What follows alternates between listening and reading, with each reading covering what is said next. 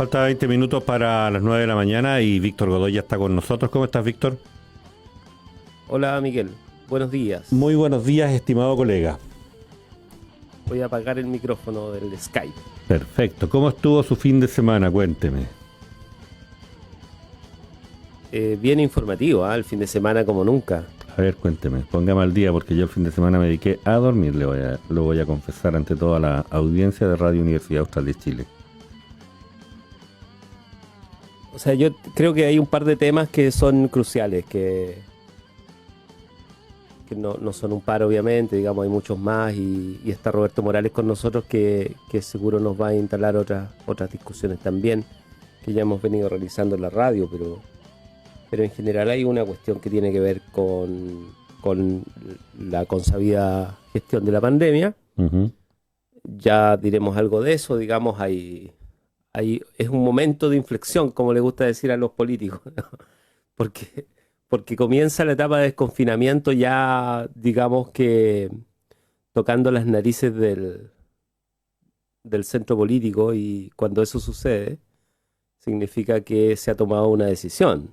Y paralelamente hay una discusión académica, si es que se quiere, pero en rigor yo creo que la lleva ahí el colegio médico, ¿no? Y que afortunadamente tiene un diálogo directo con sectores de la academia, no acá, digamos, en Chile, ¿no? Uh-huh. A lo largo del país, y que por suerte también está haciendo algunas advertencias interesantes, digamos, ¿no? Fundamentalmente está hablando de la vigilancia activa y del rol de la APS, de la salud primaria y por lo tanto municipal. Creo que esa es una cuestión clave. Ojalá estuviésemos un poquito más conectados con esas cosas, porque tiene que ver con la vida de la gente, de mucha gente que va a tener que verse obligada a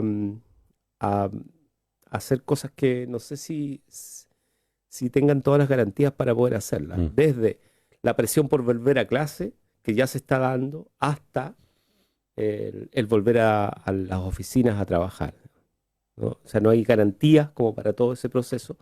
Y todo tiene que ver fundamentalmente con la gestión de la pandemia y con estos dos temas que yo te decía, que es la vigilancia activa, o sea, la pérdida de la trazabilidad, que es una cuestión que viene de hace varios meses. Mira cómo ya el lenguaje lo tenemos medio tecnificado. O sea, Y esto otro, digamos, esto de Víctor, cómo promover que la APS, por ejemplo, la salud primaria, tenga un rol más activo, más relevante. Yo estuve viendo, de hecho, el fin de semana un seminario en que se invitó a Valdivia a mostrar la experiencia de Valdivia. ya. La experiencia en APS, digamos, o sea, de salud primaria, Sí. de salud municipal. Y un seminario que hizo la Universidad Católica de Santiago. Estuvo el ministro y estuvo académicos, ¿no? Sí. Igual interesante, muy, muy potente, pero a eso quería referirme primero. Digamos, ahí hay un nodo que para los que están más metidos, los que tienen mayor información y los que debieran ser líderes de opinión en esto a nivel regional, yo creo que no han dicho nada al respecto, y eso se nota, digamos, silencio. No hemos sabido ni una coma de lo que va a pasar aquí en la región, digamos, especialmente en vigilancia activa. Sí. Sí, bueno, de Eso por un lado. sí, de vigilancia activa, de trazabilidad, del rol que tiene la salud primaria en todo este proceso. No quisiera decir 20 cosas a propósito de toda la información que durante el primer semestre circuló por la radio.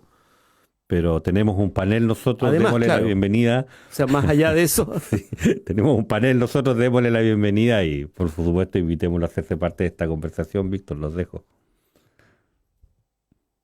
está Roberto Morales. Roberto, ¿cómo estás? Bienvenido, profesor.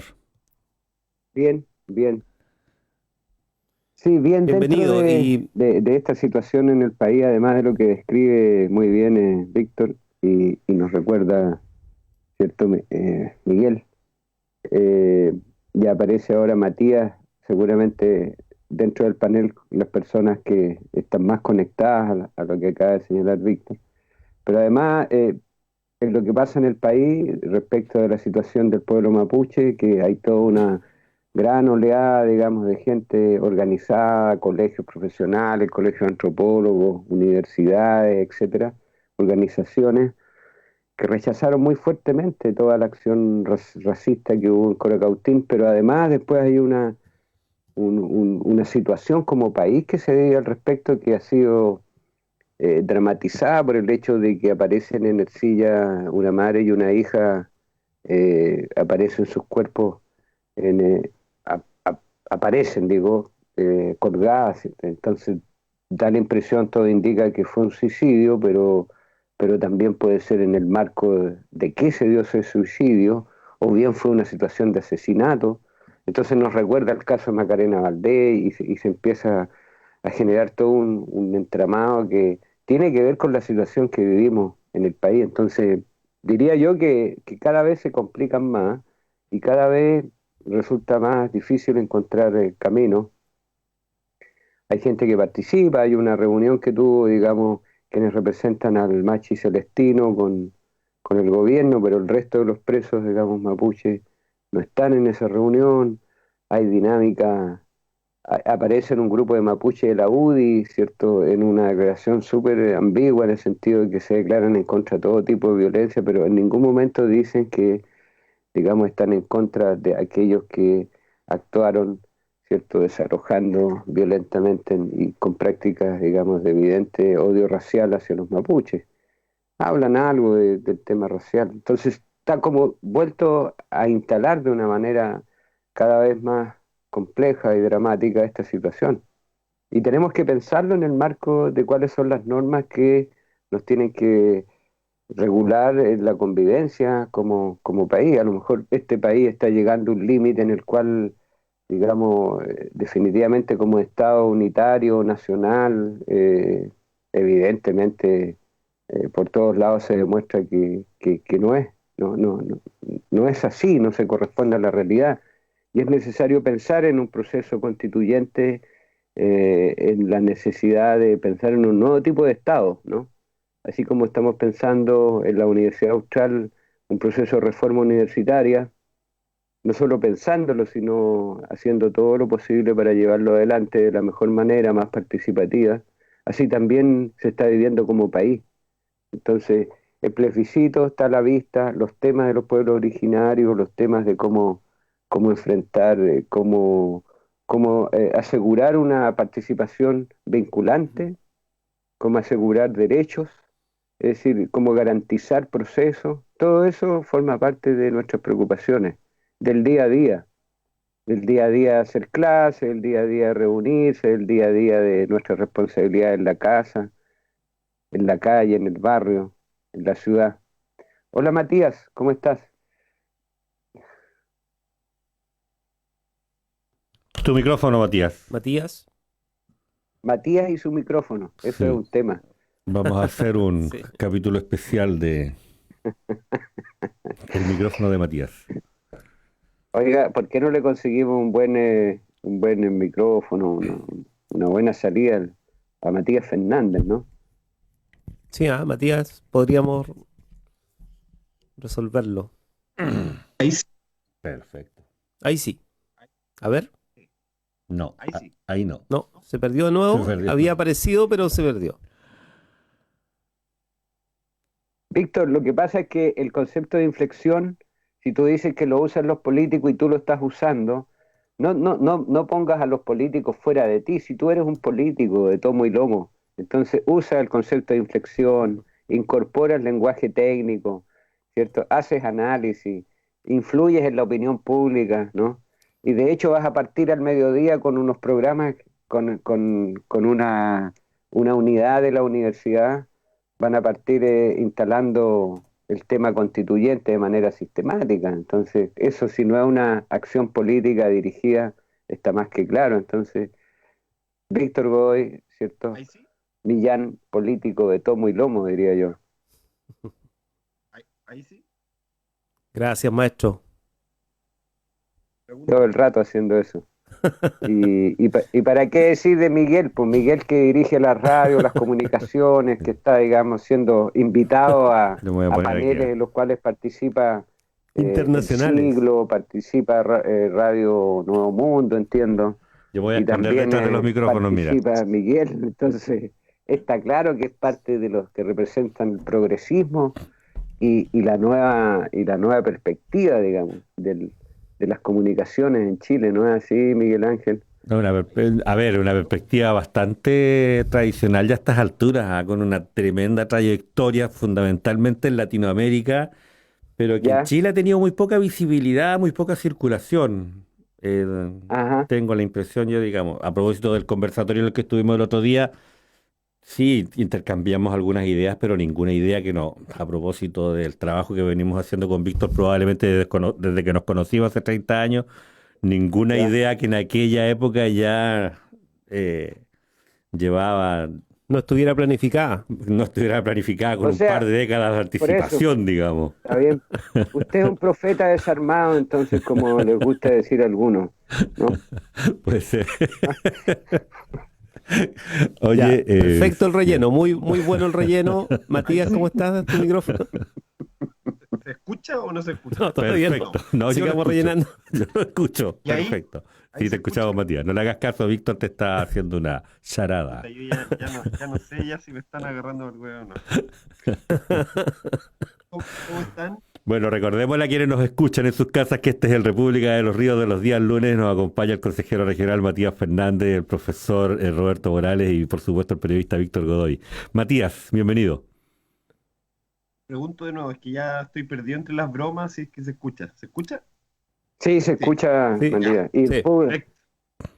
Los centenares y miles de seguidores también se escuchan. Gracias. Es lo que más me tenía preocupado. Sí, claro.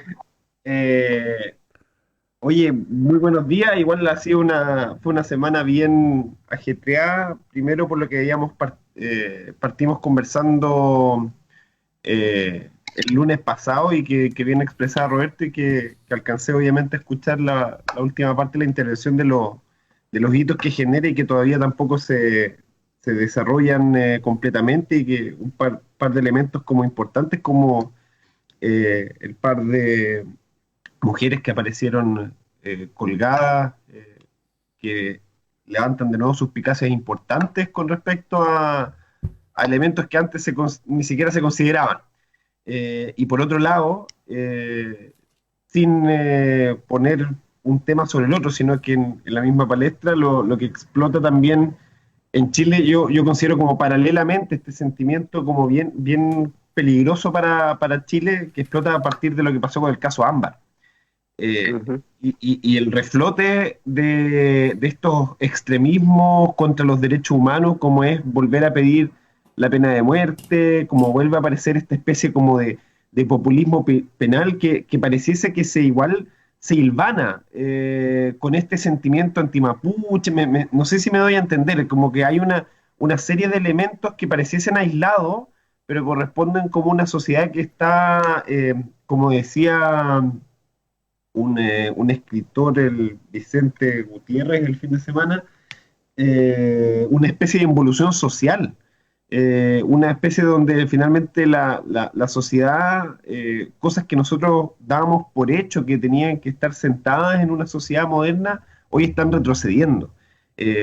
Y yo creo que eso se aflora enormemente con el sentimiento antimapuche, racista, que se da durante la semana pasada y que sigue hasta el día de hoy, con estos elementos que salen a partir del caso Ámbar, donde se empieza a generar movimiento tratando de golpear precisamente la justicia por sus propias manos a la madre de Ámbar, la justicia por sus propias manos a la jueza que incluso dio la garantía de libertad condicional al asesino, eh, y al mismo tiempo un oportunismo asqueroso y bien, eh, no me sorprende la verdad, de la derecha parlamentaria, que incluso hasta acusa con una concesión constitucional a la jueza, siendo que es en el primer gobierno de Piñera que se hace precisamente la modificación al sistema y que incluso lo más estricto le quita más que una potestad, les quita un elemento clave para precisamente definir las libertades condicionales que tiene que ver con los informes de gendarmería.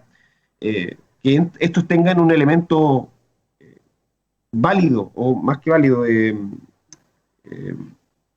que tenga finalmente voto en la decisión final de este tipo de decisiones.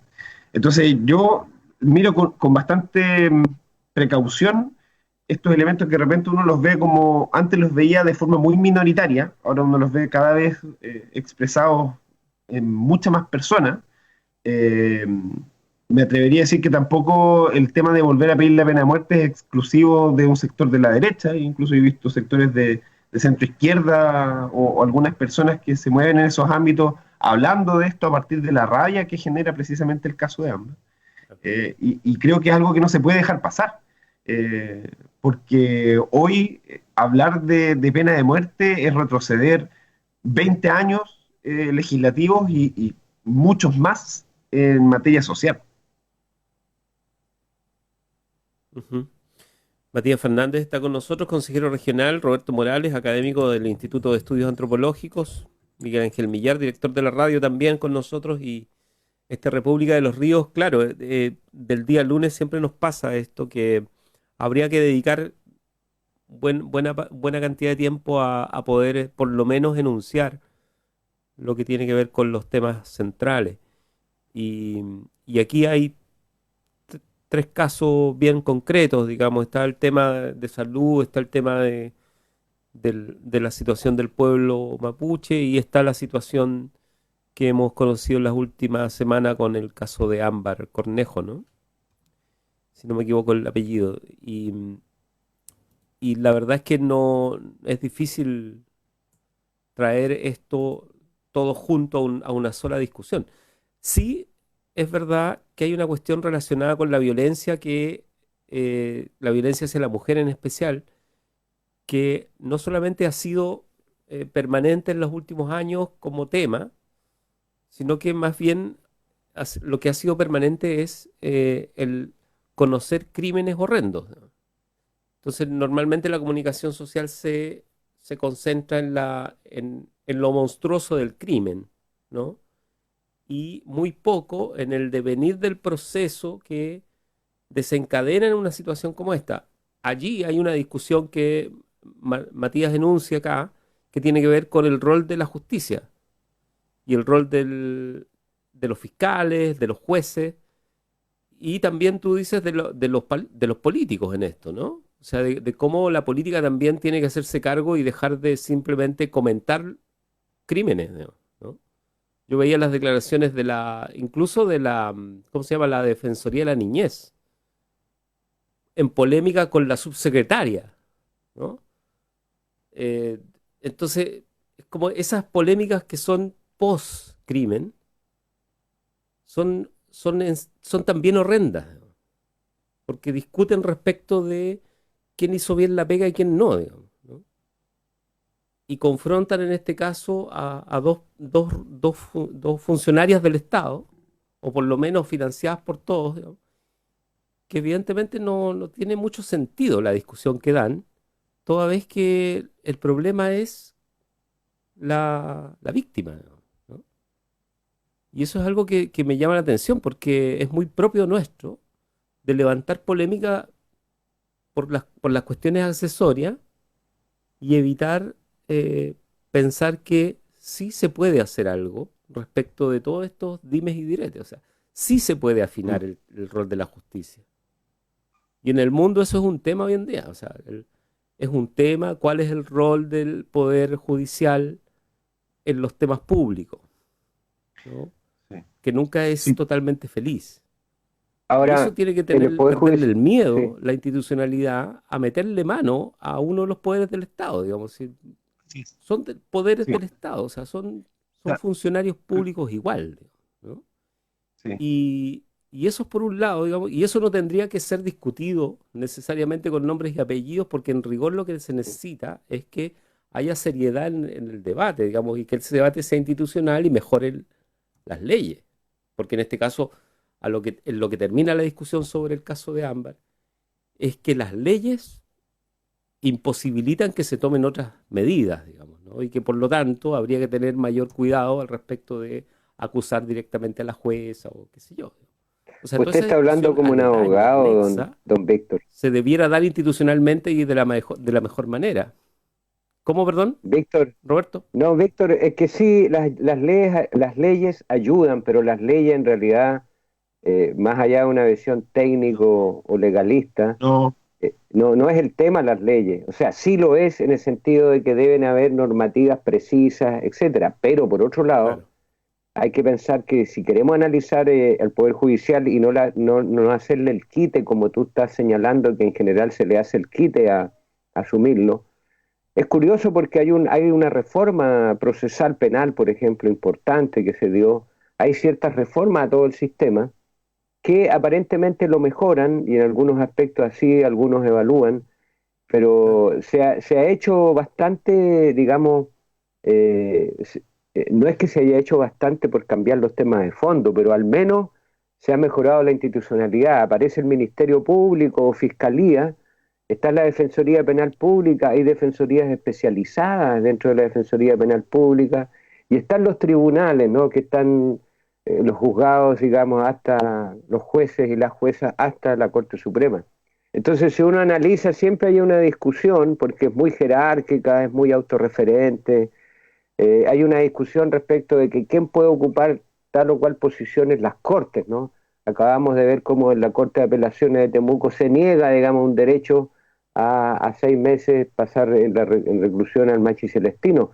Vemos que se intenta incorporar en la Corte Suprema a un juez que claramente es criticado por su complicidad o en el tema de derechos humanos. Y lo podemos ir, hay tribunales ambientales, o sea, hay una institucionalidad que, que podría pensarse que está bien diseñada respecto de abordar temas diferenciados, están los tribunales de familia y todo, pero hay algo en lo que tiene que ver con la composición de clase, la composición étnica, el tema cultural, el tema político, las posturas que tienen las personas en ejercicio, y además termina esto concentrándose respecto de los procesos en quién toma las decisiones.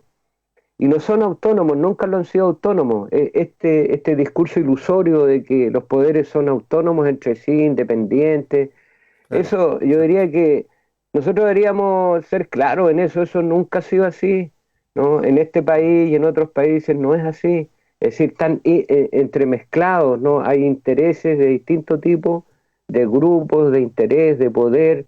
No estoy hablando calificándolos bien o mal, sino que asumir que están claramente de influencia. Circula por las redes del Internet, ¿cierto? No digo sociales porque eso, pero por las redes de Internet, una breve intervención, una entrevista a Mónica Madariaga, que fue ministra de Justicia, y ella reconoce que, por ejemplo, según ella, nunca, que todo era independiente, que así debe ser, pero se niega todo ese argumento al señalar, digamos, o cree ella de que más bien lo reafirma, ¿no? La excepción confirma la regla, cuando ella pidió respecto de Sebastián Piñera, ¿no? Habló con el juez para que lo pueda liberar. Y lo dice así abiertamente.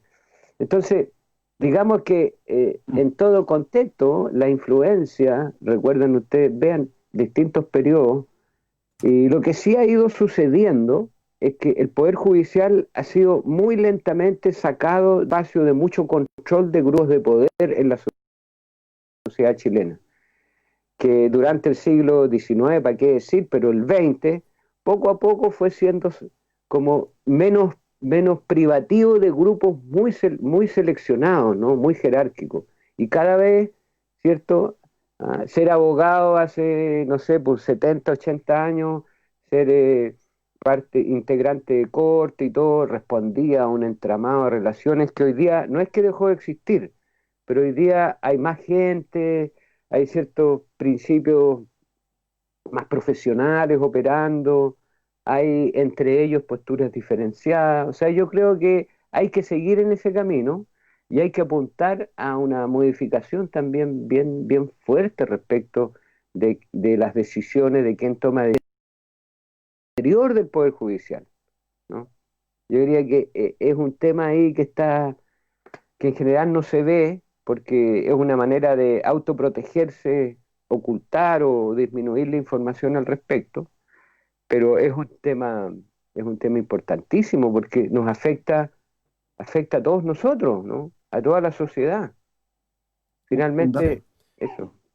sí, un dato como relevante, solo que interrumpa, y yo creo que la Está discusión bien, que se da precisamente sobre el penalismo en Chile es importante. En esta radio ha estado Luis Soto, que es defensor público, eh, y él también tiene una mirada, siendo defensor público, crítica de cómo funciona precisamente el sistema penal chileno, pero hay una cosa que la derecha no siempre se jacta y siempre ha ocupado en todas sus campañas, que es la puerta giratoria. Eh, y eso no existe en Chile. Yo quiero como que igual ponerlo sobre la mesa esa discusión. Una vez hecha la reforma procesal penal que menciona Roberto, en Chile ha aumentado la cantidad de personas en reclusión. El problema es que eso también estalló con un elemento que en Chile no existe, que es la rehabilitación o la reinserción. Eh, Porque claramente esto, y esto se agudiza también, podemos entrar como, ahí van a ir más finos, así como, ¿qué es lo que lo genera? Porque lo que está generando la población penal, que es este sistema neoliberal que genera desigualdades gigantes, genera segregación importante y que obliga, entre comillas, condena ¿cierta? Al 90% de la población que nace, por ejemplo, en una población con altos índices delictuales a seguir esa vida delictual, es difícil pelear en el fondo en vez del rumbo. O más que inventar, sino que generar un activo que no sea dañino para la sociedad. Entonces, aquí hay una discusión ideológica fuerte con respecto a lo que significa el sistema judicial chileno. Hay que cuestionarlo sin duda. Hay elementos que se pueden hoy mejorar, que están sobre la mesa y que yo creo que no pueden no obviarse en la discusión, pero lo que no puede pasar finalmente es hacia dónde quiere llevar la discusión finalmente la derecha chilena, que es hacia el populismo penal, hacia a crear penas más duras, porque eso hoy demuestra que no funciona como tal.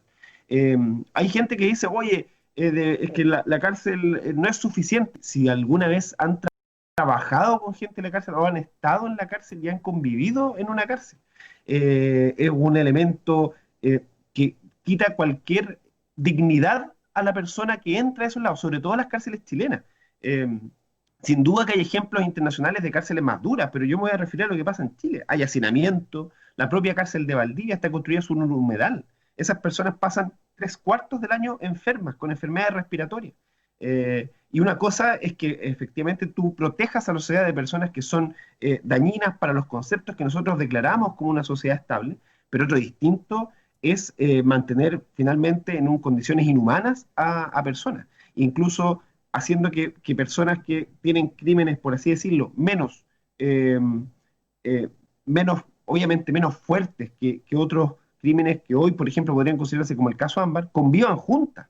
Entonces, hay personas que independiente cumplen sus 24 años de condena, que es una perpetua calificada, creo que es esos 24 años, si no más, eh, incluso cumpliendo esa condena, salen totalmente distorsionados de cómo entraron y pueden salir incluso peor, porque el elemento de rehabilitación no existe en ningún minuto. Sin duda hay gente que es muy difícil poder volverla a integrar, y es el caso de Ámbar, que incluso el informe de Gendarmería, entiendo, señala que tiene rasgos psicopáticos.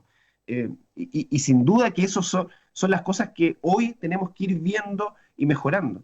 Pero la discusión de fondo tiene que ir hacia, uno, el área de la rehabilitación y el sistema penal completo, y dos, la reformulación más que de la ley, de cómo pensamos una sociedad distinta. Y eso se une al tema que mencionaba Roberto antes, cuando pensemos una nueva constitución, un nuevo Chile, nuevas normas generales, el sistema judicial, el sistema legislativo y el sistema finalmente ejecutivo van a tener que convivir en relaciones que hoy permitan adecuarse a la sociedad que tenemos hoy.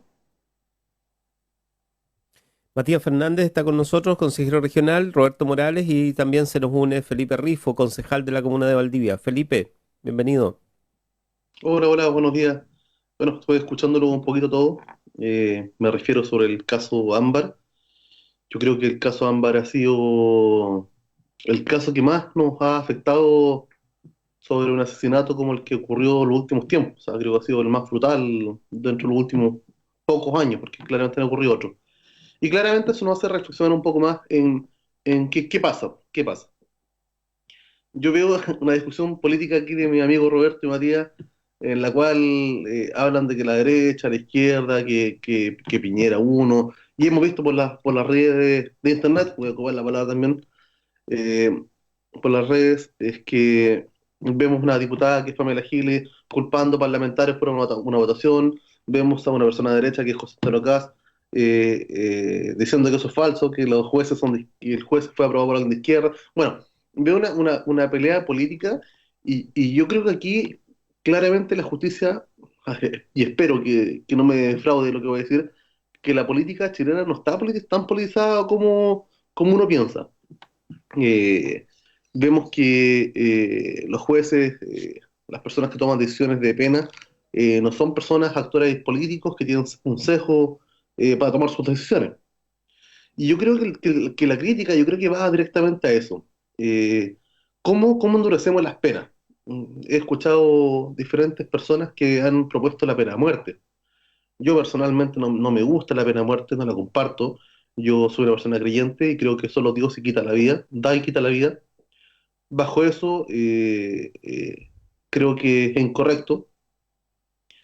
Creo que sí, que hay que buscar una pena más grande. Creo que la cadena perpetua, estuve leyendo un poquito antes cuando lo escuchaba, que en Estados Unidos han habido condenas de hasta de 1200 años. Y la pena de muerte, el concepto de pena de muerte, es hasta que la persona muere o la persona fallece, o que la persona no tenga capacidades para reintegrarse en la sociedad. Hay otros términos que aparecen publicados, pero yo creo que claramente es algo que hay que tomar en consideración. Efectivamente, muchos políticos y muchos presidentes han hecho campaña de... El mismo presidente de la República dijo que se iba a acabar la fiesta de los delincuentes, presidente anterior, Lagos también, mano dura, o sea, y ha sido una historia de campaña electoral el tema de la justicia. Pero yo creo que aquí falta tomar el tema en serio. Creo que los parlamentarios tienen gran poder de acción en esto y creo que es una tarea bastante importante. Y creo que yo por lo menos voy a conversar con parlamentarios para que hagan mociones, para que empiecen a tomar cartas del asunto, porque creo que politizarlo a un presidente de la República, que haya un proyecto de ley para mejorar algún punto específico, yo creo que es insuficiente. Creo que es algo más profundo y creo que hay que hacer algo pronto, porque, bueno, uno de cada cuatro personas indultadas en Piñera uno, en Lagos, en Bachelet uno, en Piñera y en Bachelet 2, perdón, uno de cada cuatro ha reincidido en crímenes. Así que eso ya que no es que sea de uno a otro, o sea, uno de cada cuatro personas que han sido indultadas ha recaído en alguna actividad criminal. Bueno, conclusión, la justicia está mal, nos damos cuenta que aquí ocurre un error que le costó la vida a una persona y creo que eso no debería ocurrir nunca más y bueno, como Chile es un país reaccionario, que reacciona después de que ocurren las cosas, creo que el caso de Ámbar no debería quedar impune y se debería tomar alguna acción concreta pronto, pero pronto, pronto, pronto, con urgencia del Parlamento. Felipe Rifo, concejal de la comuna de Valdivia. Roberto Morales.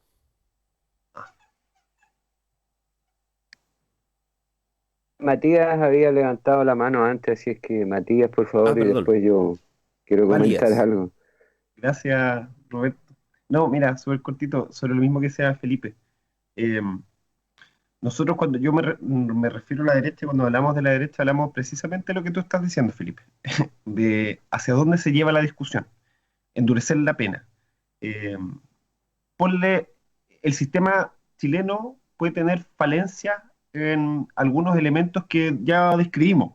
Por ejemplo, que los informes sean, uy, se me olvidó, ando sordo de la palabra hoy día, se me olvidó, pero que sean vinculantes con la decisión final, por ejemplo, de dejar en libertad. Porque en el fondo, ¿tú qué más vas a endurecer? ¿Vas a quitar el beneficio de, por ejemplo, darle a los 20 años la libertad condicional? Podemos discutirlo también, sin problema, y creo que es una discusión un poquito más técnica social, hay que conjugar algunos elementos. Pero acá lo que hay que decir que el sistema judicial chileno, con todos los elementos que hay que corregir, los elementos patriarcales que lo manejan, porque efectivamente la decisión de un juez, si bien trata de ser lo más objetiva posible, tiene elementos subjetivos, porque también caen en la persona y también caen en una cosa muy importante. Recordemos que en Chile los jueces reciben informes de personas también pueden tener su propio también sesgo, y eso, los sesgos hoy no se ven en el sistema judicial chileno al momento de elaborar informes.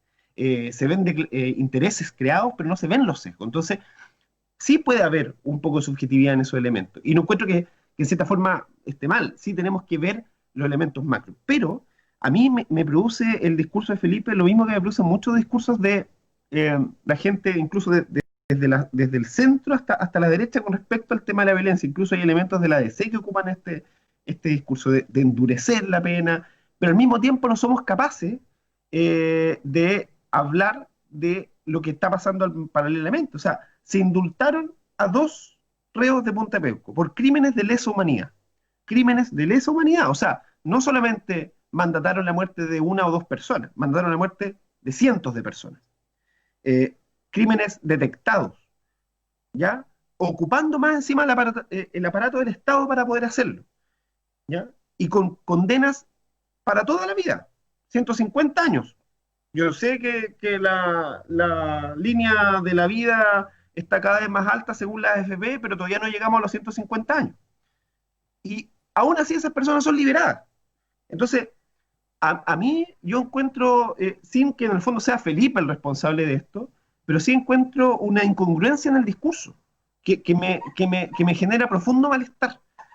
Porque si vamos a hablar de justicia, perfecto, pues hablemos de justicia, pero hablemos de justicia que no esté, por ejemplo, poniendo a gente con crímenes de lesa humanidad en condiciones mucho más agradables, incluso que gente que está cumpliendo por la residencia sanitaria.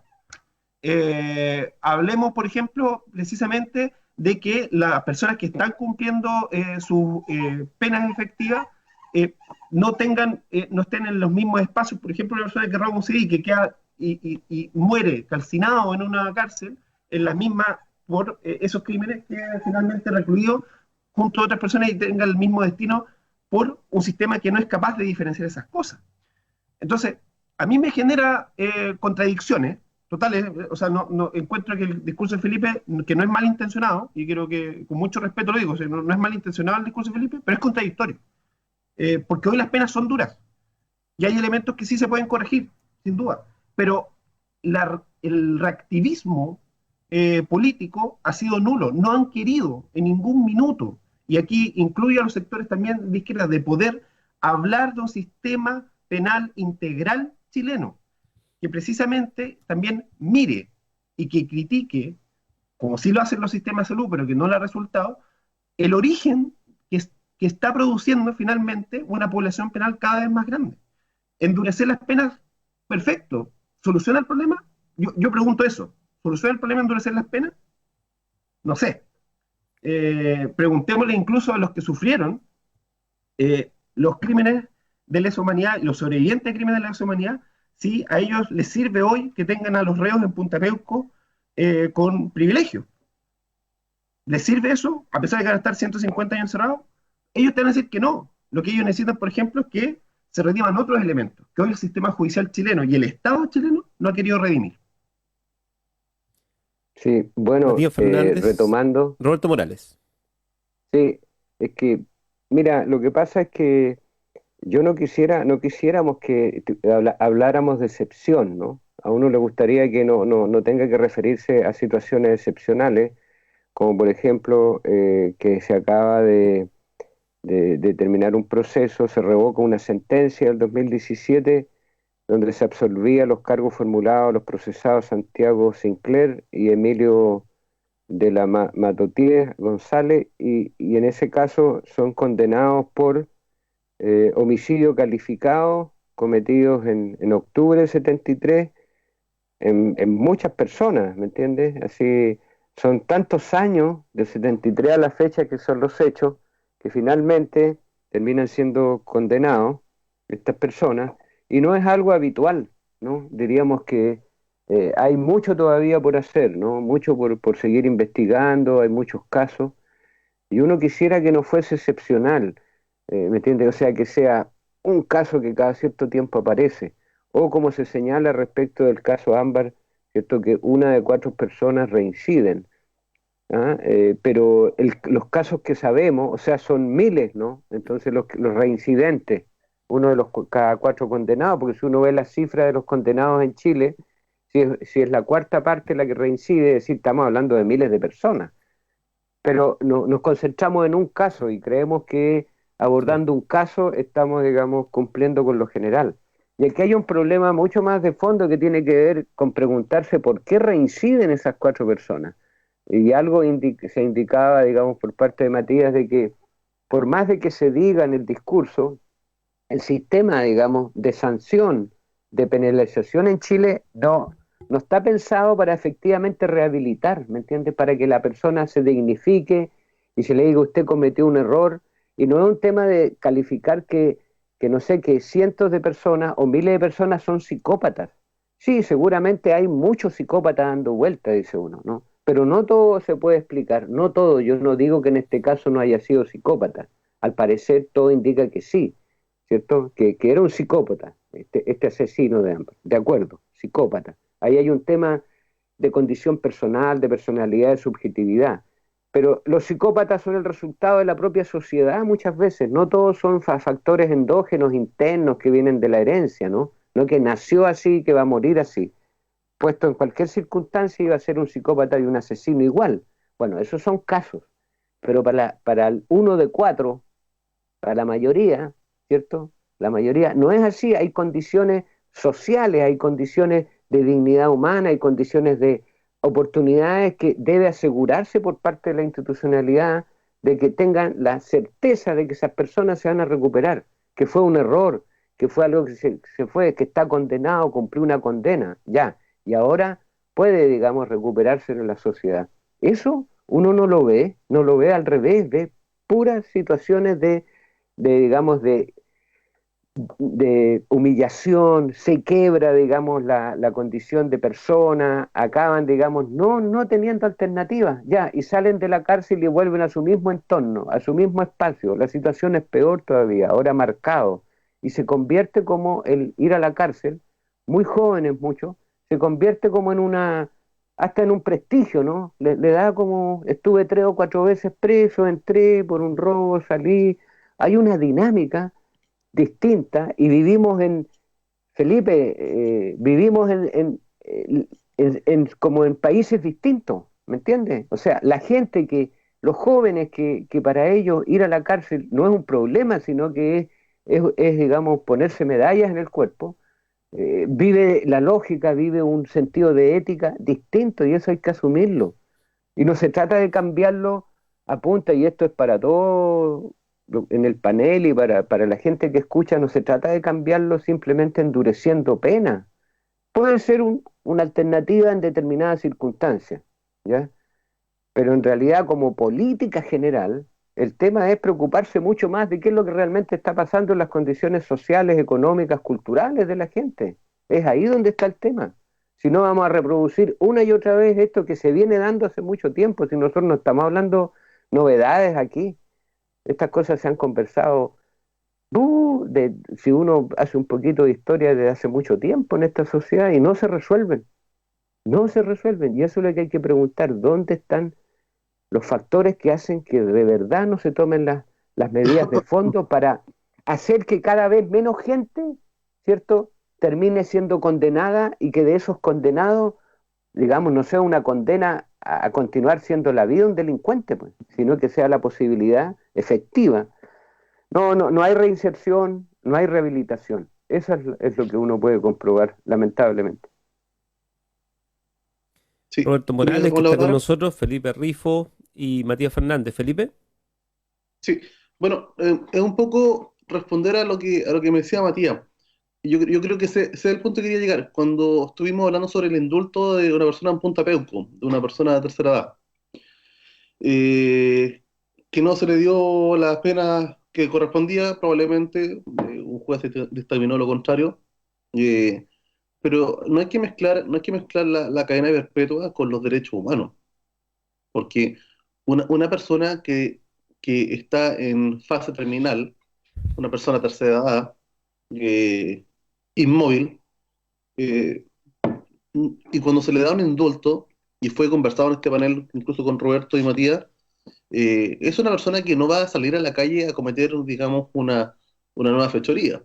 Es una persona que no se va a levantar de la cama. Eh, y si esa persona solicita el indulto para morir junto a su familia, yo creo que los derechos humanos no son solamente para contra carabineros, contra las Fuerzas Armadas, también hay derechos humanos para las personas. Y este caso puntual, que yo creo que es el que se dio solución, fue el caso de Punta Peuco, no me acuerdo de la persona exactamente. Roberto, si tú me puedes ayudar con el nombre de la persona, lo Sí. conversamos hace como 2 o 3 meses atrás. De Es la una... persona que fue indultada, sí. Exacto, sí. Bueno, es que es más de una, pues, Felipe, ese es el tema, que es más de Pero, una, y lo que tú bien dices, claro, bueno, termina lo que vas a plantear, sí, sí, sí. sí, bueno, es solamente eso, que no hay que confundir la cadena perpetua que yo estoy hablando con casos excepcionales que son indultos por derechos humanos. Solamente quería clarificar eso. O sea, son indultos, Felipe, a personas que justamente, porque te fijas a lo que nos lleva el tema, mira, pensémoslo, esas personas costó mucho que las procesaran y finalmente fueron condenados por delitos de lesa humanidad. O sea, es lo peor que se puede calificar a alguien porque no solo está transgrediendo una norma de un país, sino es una norma de un compromiso por los derechos humanos. Y esa persona, pasado el tiempo, en vez de terminar cumpliendo su condena como se definió, además que la están cumpliendo en lugares que son excepcionales, son como algunos dicen, ¿no? Comparativamente, veamos lo que son varios lugares carcelarios y lo que es Punta Peuco, claro, pues es una situación de excepción en todo sentido. Y más encima piden terminar, ¿cierto?, su condena en su casa porque está muy enfermo. Bueno, eso ha quedado establecido como un mecanismo a resolver por la presidencia, un indulto presidencial, ¿no? De nuevo, un requisito más específico a la presidencia. Pero eso, una persona que fue condenada por su acción en contra de los derechos humanos, eh, bueno, ahí está la paradoja, está exigiendo pasar un tiempo. Ahora, el tema no es oponerse a eso, es que se aplique entonces a todas las personas que están en condiciones similares, ¿me entiendes? ¿Y por qué no se aplica el caso del Machi Celestino? ¿Y por qué no se aplica en el caso ahora en el COVID respecto a los presos mapuche? Entonces hay una disparidad ahí de criterios que en realidad a uno le hace pensar que no, este asunto no está bien planteado, ¿no? Es lo que uno señala. Para algunos siguen siendo privilegiados, hasta los criminales de ese sector siguen siendo privilegiados, ¿me entiendes? ¿Para qué decir los que no son criminales o no se les acusa de crímenes? Entonces, y para los otros, ¿cierto? Que no son parte de los sectores, digamos, que tienen el control, que dirigen la sociedad al final, bueno, lo peor de las penas, las más duras, y que sigan en las cárceles. Entonces hay una disparidad enorme y eso es lo que choca, esta desigualdad en la aplicación de la justicia, ¿entiendes? O de las normas judiciales. Eso es lo más chocante de esto. Sí, Roberto me Morales, que acordé de está con algo. nosotros, Felipe. Sí, me acordé de algo. Que bueno, que Punta Peuco ha sido bastante criticado por diferentes sectores, diferentes personas. E incluso han habido parlamentarios que han pedido disolver Punta Peuco, que se han reubicado en otro lugar. Ha sido un tema bastante debatido. Y se le culpa siempre a la derecha, que Punta Peuco lo creó la derecha. Y me acuerdo mucho la funa que le hicieron, no recuerdo al diputado, estoy malo para acordarme los nombres hoy día, un diputado de la democracia cristiana que decía que, bueno, que había que disolverlo, que nunca se debió crear, y claramente esto no fue creado por la derecha, esto fue creado en el gobierno de Eduardo Frei, si no mal recuerdo, fue creado post gobierno militar o dictadura militar para que lo quiera tomar. Y esto no fue un tema creado por la derecha para que eh, pro- eh, se puedan tener personas procesadas por la justicia. Es un tema que fue creado por ahora la nueva mayoría o coalición, no sé cómo se llama ahora el conglomerado, pero es un tema que incluso muchos han criticado, pero su mismo partido lo ha creado. Es un tema contradictorio muchas veces. Víctor, Ujú. Matías Fernández. sí, sí, mira, es que yo creo que si bien es real que se creó durante los gobiernos de la concertación, hay que entender también los contextos en los que nos encontramos y que también hoy día son más claros que incluso antes. Había una presión militar fuertísima sobre el ejercicio de Elwin y también sobre el ejercicio de Frey, y hasta el día de hoy la familia militar ejerce presión constante, cada vez quizás tiene un poco menos de poder, pero tiene el mismo riesgo para el país finalmente que la familia militar ejerza presión sobre ciertos elementos. Eh, y obviamente la diferenciación de cárcel tiene que ver con eso en particular, o sea, como no por nada Pinochet no se le hizo ningún juicio acá en Chile, siendo que internacionalmente estaba siendo buscado. Entonces, como que eso primero en contexto. Lo segundo, yo creo que hay que, para como de repente ir al fondo del sistema judicial chileno, y lo mencionaba bien Roberto con respecto a qué queremos para un sistema judicial. Queremos un sistema que interactúe con los otros sistemas que hoy rigen el Estado para precisamente tener una sociedad más equilibrada y llegar a esos ejemplos, no recuerdo el país, pero esos ejemplos que nos ponen donde finalmente las cárceles son elementos casi de pasada, son elementos donde precisamente la gente se rehabilita y donde las personas que tienen elementos que son dañinos para la sociedad quedan aisladas de la sociedad, pero en condiciones humanas. O tenemos un modelo de crecimiento tan desmesurado que en el fondo que vamos a tener que crear esa famosa idea que trató de hablar Joaquín Lavín de crear islas o lugares con cárceles para seguir metiendo gente. El sistema carcelario chileno también tiene una realidad que no sé si se desconoce o se obvia, que tiene que ver con el hacinamiento, que tiene que ver con que las cárceles ya no dan, con que es un sistema también de negocios complejo, que incluso en Estados Unidos está siendo cuestionado hoy en día. Estados Unidos que tiene todavía tiene penas de muerte activas, hace muy poco, de hecho, ejecutaron una pena de muerte después de muchos años. Pero hoy, por ejemplo, se está cuestionando profundamente el sistema concesionado que ellos tienen de cárceles porque es un negocio tremendo para privados y que le significa un costo tremendo al Estado. Eh, entonces, yo creo que la pregunta es, ¿estamos dispuestos a dar una vuelta en nuestra forma de pensar hacia un sistema que deje de tratar de solamente aislar y endurecer penas, pero sino que cambia hacia reformar y hacia conversar precisamente con los orígenes que esto está pasando? Y eso se va a dar en octubre, y ni siquiera en octubre mismo, se va a dar posterior a octubre, cuando empecemos a redactar la nueva constitución. Y ahí se van a evidenciar, y sin duda que van a haber elementos incluso que hoy se declaran de centro izquierda que quizás tiendan más hacia un lado más punitivo, no lo dudo. Va a ser una discusión compleja, pero yo creo que es una discusión que hay que dar. Nuestro sistema penal chileno está plagado de populismo penal, como lo dicen los propios abogados, que son leyes en el fondo parche, que nacen de hecho a raíz de ciertos hechos y que simplemente no solucionan el fondo del sistema. Tenemos un sistema político en general que ha sido capaz totalmente de echar la culpa a la gendarmería, a los jueces, a la propia madre, pero que no es capaz de hacerse la autocrítica como sistema político y decir, ¿sabes qué? Nosotros estamos fallando totalmente, así como desde el origen. No hemos sido capaces de lidiar con esto. Y un ejemplo claro de ello es el tema del Sename. El Sename ha estado en boga los últimos 10 años en discusión, y seguimos teniendo esta cárcel que es como una réplica en miniatura de lo que pasa en las cárceles, pero que en el fondo te genera condiciones inhumanas para personas que son menores de edad. Entonces, yo ahí discrepo con lo que mencionaba Felipe al comienzo.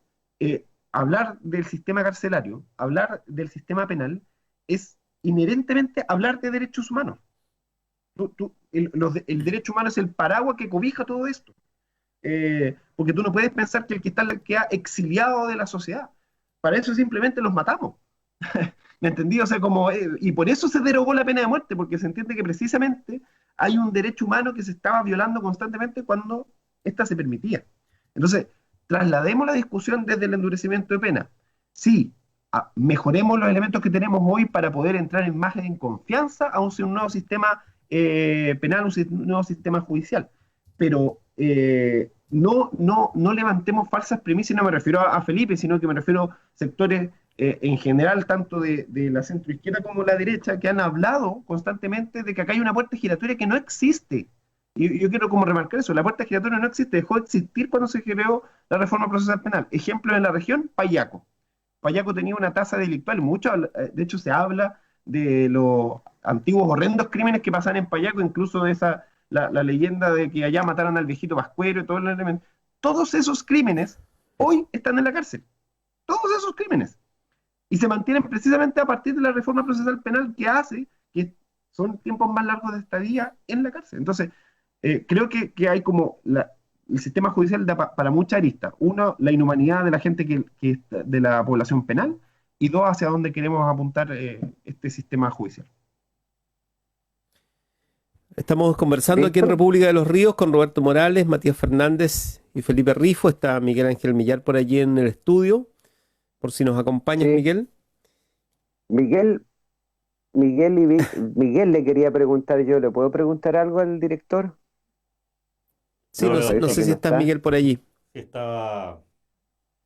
Sí, cuénteme. Señor director, Dígame. quería preguntarle, incluso a riesgo de que lo puedan acusar de nostálgico, ¿usted participa en el Comité 50 años de la Unidad Popular? No tenía idea, fíjese.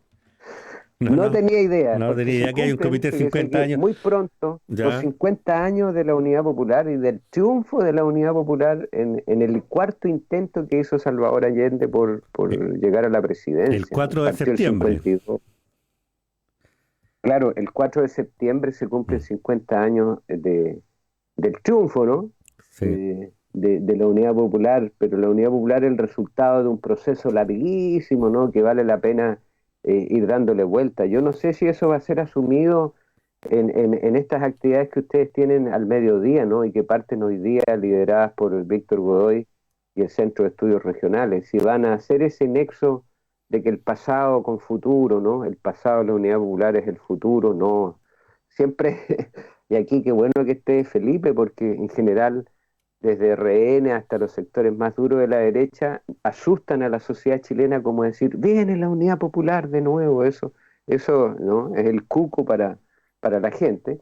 Y mucha gente, yo diría, cada vez más piensa que la Unidad Popular en realidad fue un proyecto tremendamente interesante, muy avanzado, que proponía cuestiones muy relevantes, pero fuera de que eso puede parecer como que yo soy parte del comité, eh, digamos, de la Unidad Popular, pero yo soy de los que con el tiempo cada vez le da mayor valor a lo que fue el proyecto, el programa, ¿cierto? Y también la experiencia de la Unidad Popular. Probablemente, y ahí en base a indicadores que habría que ponerse de acuerdo, porque si no cada uno pone los indicadores que estime, pero mucha gente que hace análisis de cómo son los sistemas políticos, democráticos, de participación, considera que en la Unidad Popular, por ejemplo, los niveles de libertad y de expresión de la opinión y de la organización no estaban restringidos. Es decir, probablemente sea uno de los momentos más democráticos en ese sentido de la sociedad chilena, al punto que se podían expresar todos, habían desde sectores, digamos, con las distintas ideologías y posturas, no solo políticas, sino también en la cultura, en las artes, un periodo de alta, pero de altísima expresión diversa, popular, no popular, de sectores, digamos, de élite, todos se podían manifestar, estaban organizados, ¿no? Los agricultores, está la Sociedad Nacional de Agricultura, ¿cierto? Sago de Osorno, Zaval en Valdivia, ¿cierto? Y distintas, los agricultores, los grandes empresarios, los trabajadores, los sindicatos, una sociedad pero así en ebullición, ¿no? mm, Pero que no se pudo poner de acuerdo, que digámoslo, hubo gente que no quiso, digamos, que ese, ese camino se siguiera. Entonces es interesante revisar un poco las condiciones en las cuales emerge la Unidad Popular bueno, fuera de todo lo que pasó finalmente, en una revisión crítica, ¿no? No digo autocrítica porque yo no era parte de la Unidad Popular, era un muchachito que no estaba comprometido directamente, pero sí puedo decir que si pudiese volver y pudiese participar, yo habría participado abiertamente, ¿cierto? Comprometido con el proyecto de la Unidad Popular. mm. Eso. Sí, yo quiero decir tres cosas a propósito del riesgo que tú anuncias de ser nostálgico. Lo primero es la nostalgia con la que hablas del periodo de la Unidad Popular a pesar de no haber sido parte activa del movimiento. Lo segundo, yo difícil. Yo tenía 6 meses de vida el 4 de septiembre, fíjate. Pero sí, pasé mi adolescencia marchando por Valdivia. Yo recuerdo que durante la dictadura, precisamente las manifestaciones comenzaban el 4 de septiembre. ¿Ah? La primera marcha en septiembre era, y después incluso a propósito de estudiantes, después de lo que era el desenlace del paro, agosto siempre era un mes bastante complejo y se retomaban las movilizaciones en septiembre, precisamente el 4, celebrando el día de la elección de Allende. Eh, Claro, y sí, y claro, por ahí a lo mejor uno puede entrar a la nostalgia, pero yo respecto de la dictadura siempre procuro evitar ese sentimiento, así que lo voy a eludir de todas maneras. Y lo tercero es que sí, no habíamos reparado, nosotros estábamos preparando la pauta de contenidos relevantes para el próximo periodo y no habíamos reparado en ese cincuentenario. Eh, Vamos a ver cómo le damos una vuelta, pero... Y lo tercero es que no terminé y a propósito de eso, no terminé de entender cuál era la pregunta que me iba a hacer, Roberto. No sé si alguien la entendió, Víctor, Matías, Felipe, Roberto. bueno, ni yo a veces me entiendo en las preguntas Sí, porque, sí, digamos, lo hemos como notado en tuve este momento. un padre normalista, no masón, digamos, Mm, más bien influido por el catolicismo, él era muy bueno con las preguntas, pero yo nunca sabía si la pregunta apuntaba realmente a buscar una respuesta o a generar un marco de reflexión. Yo mm, creo que por ahí va el tema, ¿no? Más sí. que la pregunta específica. No, yo no te puedo acusar de nada, al revés, reconozco en Miguel, ¿cierto? Y todos reconocen su alto compromiso. Y no se requiere haber sido ni tener más de 70 años, ¿no? Que no es mi caso. Mm, Eh, Tengo menos de esa edad. Pero no se requiere ser viejo para hacer, digamos, sentir que la unidad popular, un joven hoy de 15 años puede sentir que al conocer las evidencias de lo que era la unidad popular y su proyecto y su práctica, puede reconocer hoy día que ese es un proyecto importante a considerar. No para aplicarlo como un modelo hoy, pero hay muchos aspectos, muchas orientaciones que ya están respecto de justicia social, respecto de salud, respecto de alimentación, respecto de participación, que podrían ser considerados y otros criticados, ¿no? Gonzalo Marner, no padre, hijo, hace una evaluación muy positiva de la Unidad Popular, mm, un muy buen economista.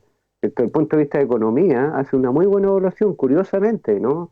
Porque en general se quiere presentar a la Unidad Popular como un ejemplo de caos económico y todo, ¿no? El caos económico más bien es derivado de la opción política y de sectores que claramente fueron sistemáticos en contra de que se produjera, pero si evaluamos desde el punto de vista de la producción, de la organización del trabajo, la distribución social, ¿cierto? De la ampliación de la riqueza, del mejoramiento de los salarios, del aumento de la capacidad, digamos, de adquisitiva de las y los trabajadores en Chile, ese fue un momento muy importante. Índices en salud, veamos el tema de salud, ¿me entiendes? Uno va, educación, aumento de la cobertura educacional, de la construcción de establecimientos educacionales, o sea, un Estado que en realidad se hace cargo de prácticamente todo. Y eso, ese modelo como estatista, ¿no? Así acusado con un énfasis en el Estado, que hoy día vuelve a aparecer cuando vemos tan debilitado y vemos la necesidad de una institucionalidad estatal fuerte, resulta que la Unidad Popular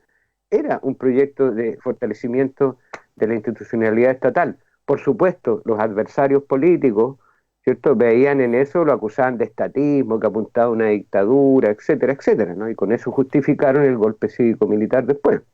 Pero, en definitiva, es una experiencia histórica a evaluar y yo digo lo que a mí lo adelanto, ¿no? Es decir, y en ese sentido no es nostalgia, sino que adelanto resultados de análisis y de conocimiento de la gente, de los testimonios y de lo que queda grabado. Hay videos, hay fotografías, hay discursos, hay estudios acerca de los procesos de reforma agraria, de la organización de la sociedad, que en realidad me parece un muy buen periodo, ¿no? Un muy buen periodo desde el punto de vista de una sociedad que lamentablemente cruzado por una diferenciación y uno parece ahí la desigualdad social y de clase es tan fuerte hoy como hace 50 años parece, mm, sí. o quizás en algunos casos ha recrudecido. Sí, Víctor, nos quedan 15 minutos. Yo, a propósito de lo que dice Roberto, tal vez dar una ronda y aprovechando la diversidad de nuestro panel para mirar desde, no sé si desde la distancia o desde la cercanía, lo que pueden significar estos 50 años en la historia de Chile, ¿eh? Lo primero. Y a propósito de... Sí, Eso es una cosa, pero hay otra frase que Roberto nos anunció al iniciar esta conversación. eh, tal vez ahí sí que tengo nostalgia, ahí es el de la reforma universitaria. Ahí se me mueven las nostalgias. También es algo que a lo mejor podríamos incorporar en esta reflexión. Y lo tercero que yo no quiero dejar de reflexionar y de insistir, tal vez para empezar a cerrar también es, porque lo dijimos en la conversación, se mencionó el significado que tenía en el contexto de lo que está viviendo Chile en este minuto, pero que dos mujeres mapuches, una madre y una hija, eh, sean encontradas colgadas en su cocina y que eso sea una noticia policial en el Chile de hoy, eh, es impresentable. Yo creo que ahí es necesario detenernos solo para decir que ese tema tiene que quedar en suspenso, pero de que tiene que ser incorporado como algo permanente en nuestra programación en los próximos días, porque es ineludible poner más reflexión, más conversación y más puntos de vista en ese doloroso y trágico momento que estamos viviendo no solo en la novena región, en el contexto de lo que ocurre con el pueblo mapuche, sino en todo el país. Esas tres cosas para meternos en los últimos 15 minutos del programa, Víctor. sí, además que a propósito del tema, Macarena Valdés fue encontrada colgada en este mes, el 22 de agosto del 2016. En las mismas Y en circunstancias. esas condiciones no hay todavía ninguna certeza respecto de los culpables o no, digamos, ¿no? Mm.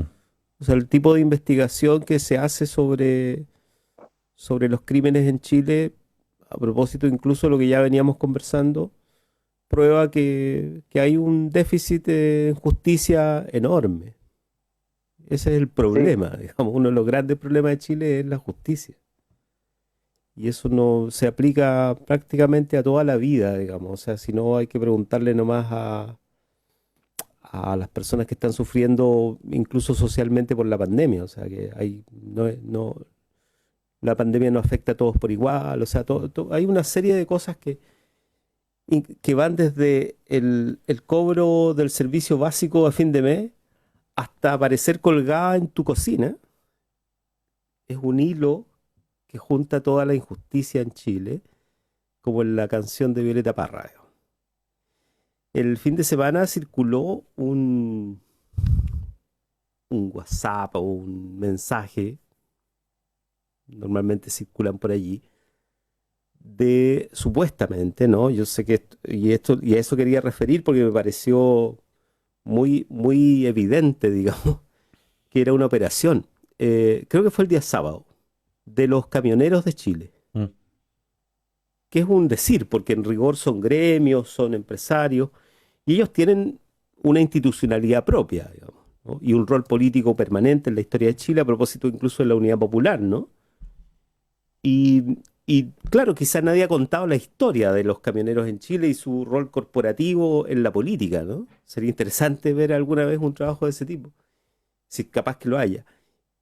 Y el fin de semana, por eso digo que es una operación, porque circuló profusamente en grupos de WhatsApp una supuesta declaración de los camioneros de que se iban a tomar hoy en la mañana las carreteras del país. Y tuvo que salir el presidente de los camioneros a decir que no era verdad. Entonces es raro porque paralelamente estaba discutiéndose con el ministro, y esto sí lo cuentan ellos mismos, se reunieron con el ministro del Interior. Creo que fue el mismo día sábado. Se reúnen con el ministro del Interior y discuten la situación del sur de Chile, lo que ellos llaman la violencia terrorista en la Araucanía. No sé si era exactamente ese el concepto, pero era algo parecido. Y lo discuten con el ministro. Pero paralelamente esta otra campaña corría por los WhatsApp, digamos, ¿no? Entonces me parece que los mismos camioneros lo dicen. No somos nosotros los que generamos ese mensaje diciendo que íbamos a paralizar el país. Además decían, y no tengo por qué no creer en lo que dicen los propios gremios, porque ellos decían, no podemos poner al país en medio de una pandemia a sufrir peor todavía el desabastecimiento que ya está en algunos ámbitos generando problemas. Bueno, paralelamente circuló esta otra información, ¿no? Y eso tiene que ver con la forma en que se hace política en Chile. Se hace política también de manera oscura, ¿no? Y no se toma en cuenta, digamos, quizá esta historia a la que alude Roberto y que quizá es lo que nos permite abrir una última ronda de opiniones. Felipe Rifo.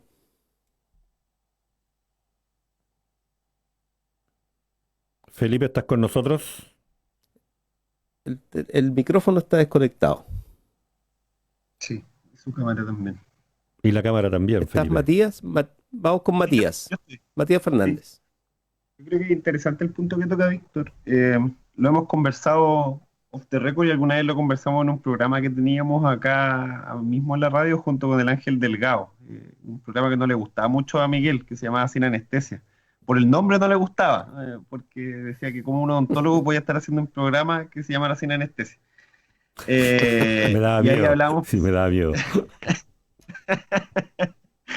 y ahí hablábamos precisamente de esas cosas como ocultas o casi, no quiero decir maquiavélicas, sino como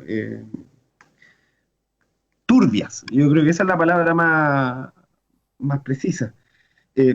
Que no están exentas en las prácticas, que se van mancomunando, se van como uniendo pequeñas cosas que te hilan una historia finalmente de estos elementos. A mí me pasó lo mismo que decía Víctor leyendo ayer primero vi el comunicado de que se iban a paro, y lo primero que dije, ¿cómo los camioneros se van a ir a paro en un gobierno de derecha? Es raro, porque los camioneros se van a paro solamente en un gobierno de izquierda, pues históricamente nunca se han ido en un gobierno de derecha. Eh, y esto, sin duda, obedece a un montaje más grande que tiene que ver con influencia. Probablemente sean estas cosas, no tengan, si tú tiras el hilo, no pilles al ministro Pérez metido entre medio. Pero si vas a pillar a gente conocida entre medio. Acá mismo en Valdivia, posterior al estallido social, en movimientos muy descuidados, algunos funcionarios de la municipalidad se dedicaban a expresar fake news constantemente con respecto al tema de lo que está pasando. Hoy, en el tema de salud, han también salido un montón de elementos, así como noticias falsas, que son hilvanados precisamente por sectores que están en el gobierno o que tienen acceso a poder. No quiero solamente llevarlo a que esto es exclusivo de la derecha hoy en día.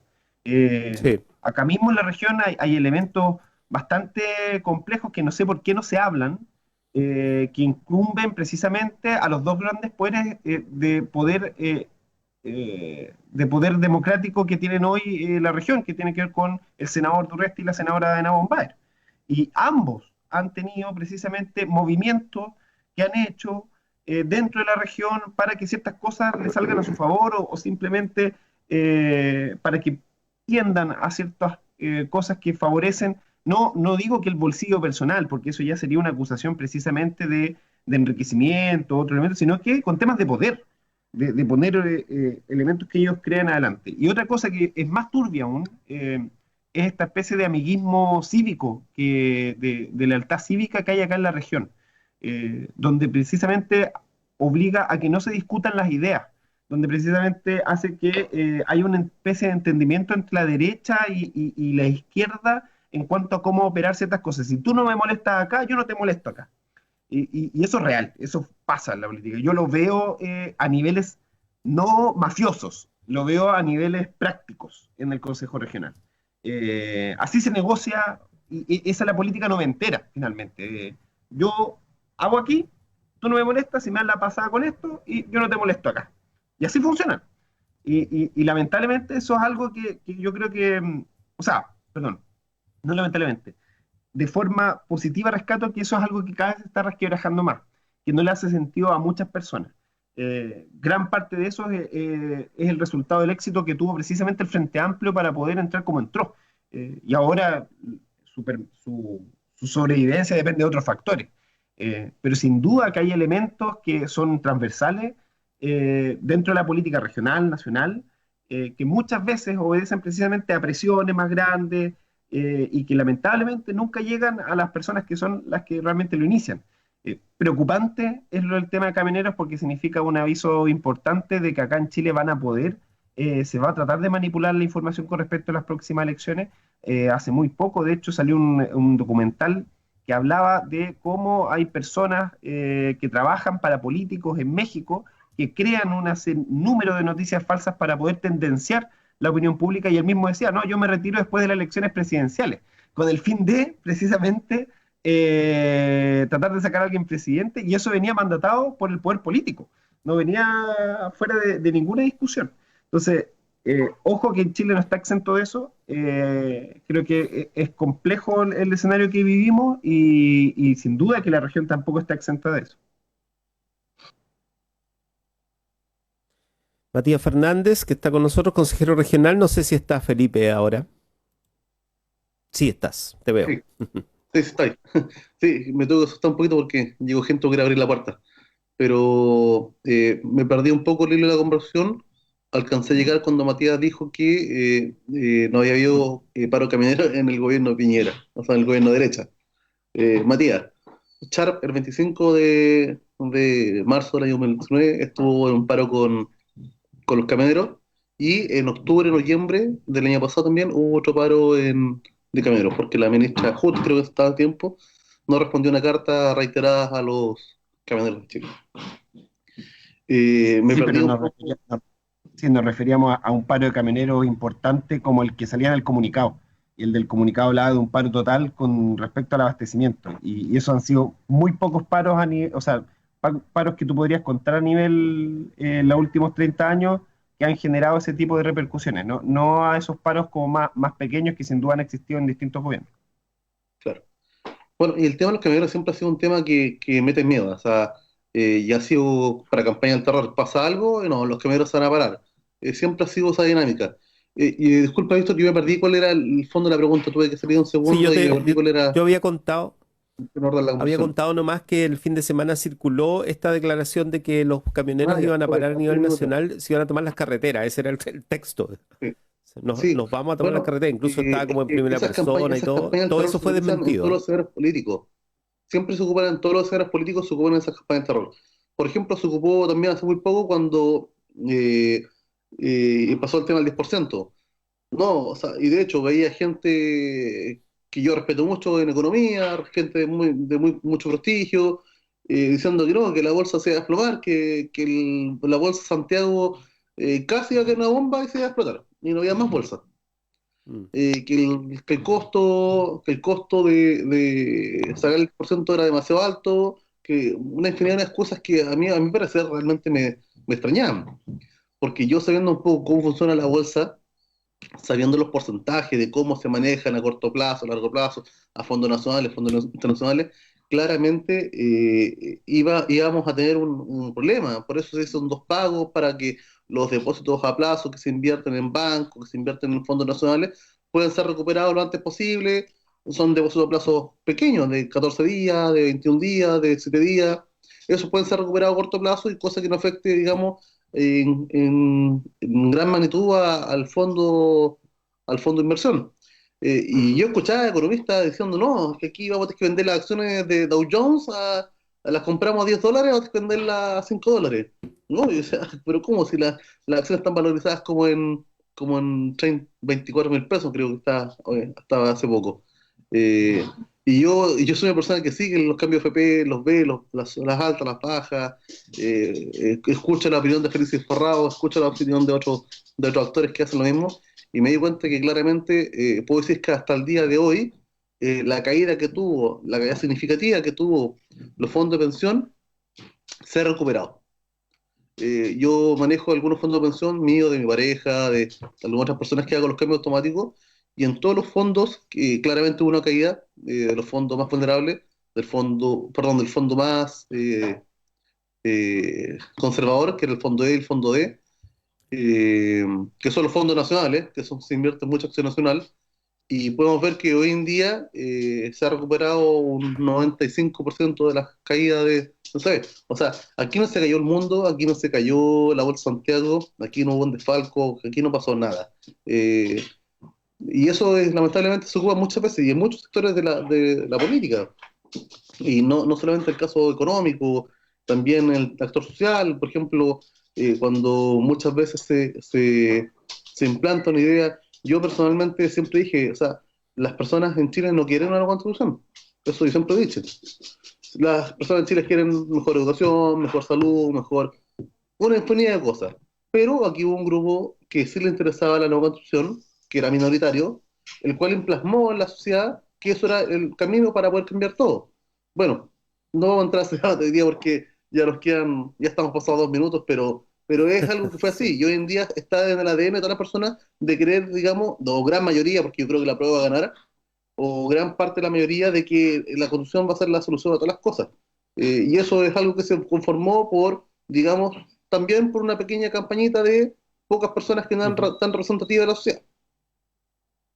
Gracias, Felipe. Nos queda Roberto Morales y comentarles nomás. Sí, Paz Tobar dice, la reforma procesal penal fue sin dudas un avance, pero tenemos otro desafío, la reforma al Código Penal. No es posible que hoy se paguen 5 años por robar una gallina y lo mismo o menos por asesinar a una persona, al existir irreprochable conducta anterior. ¿Hasta cuándo? Así es. Las leyes protegen lo material y no lo humano.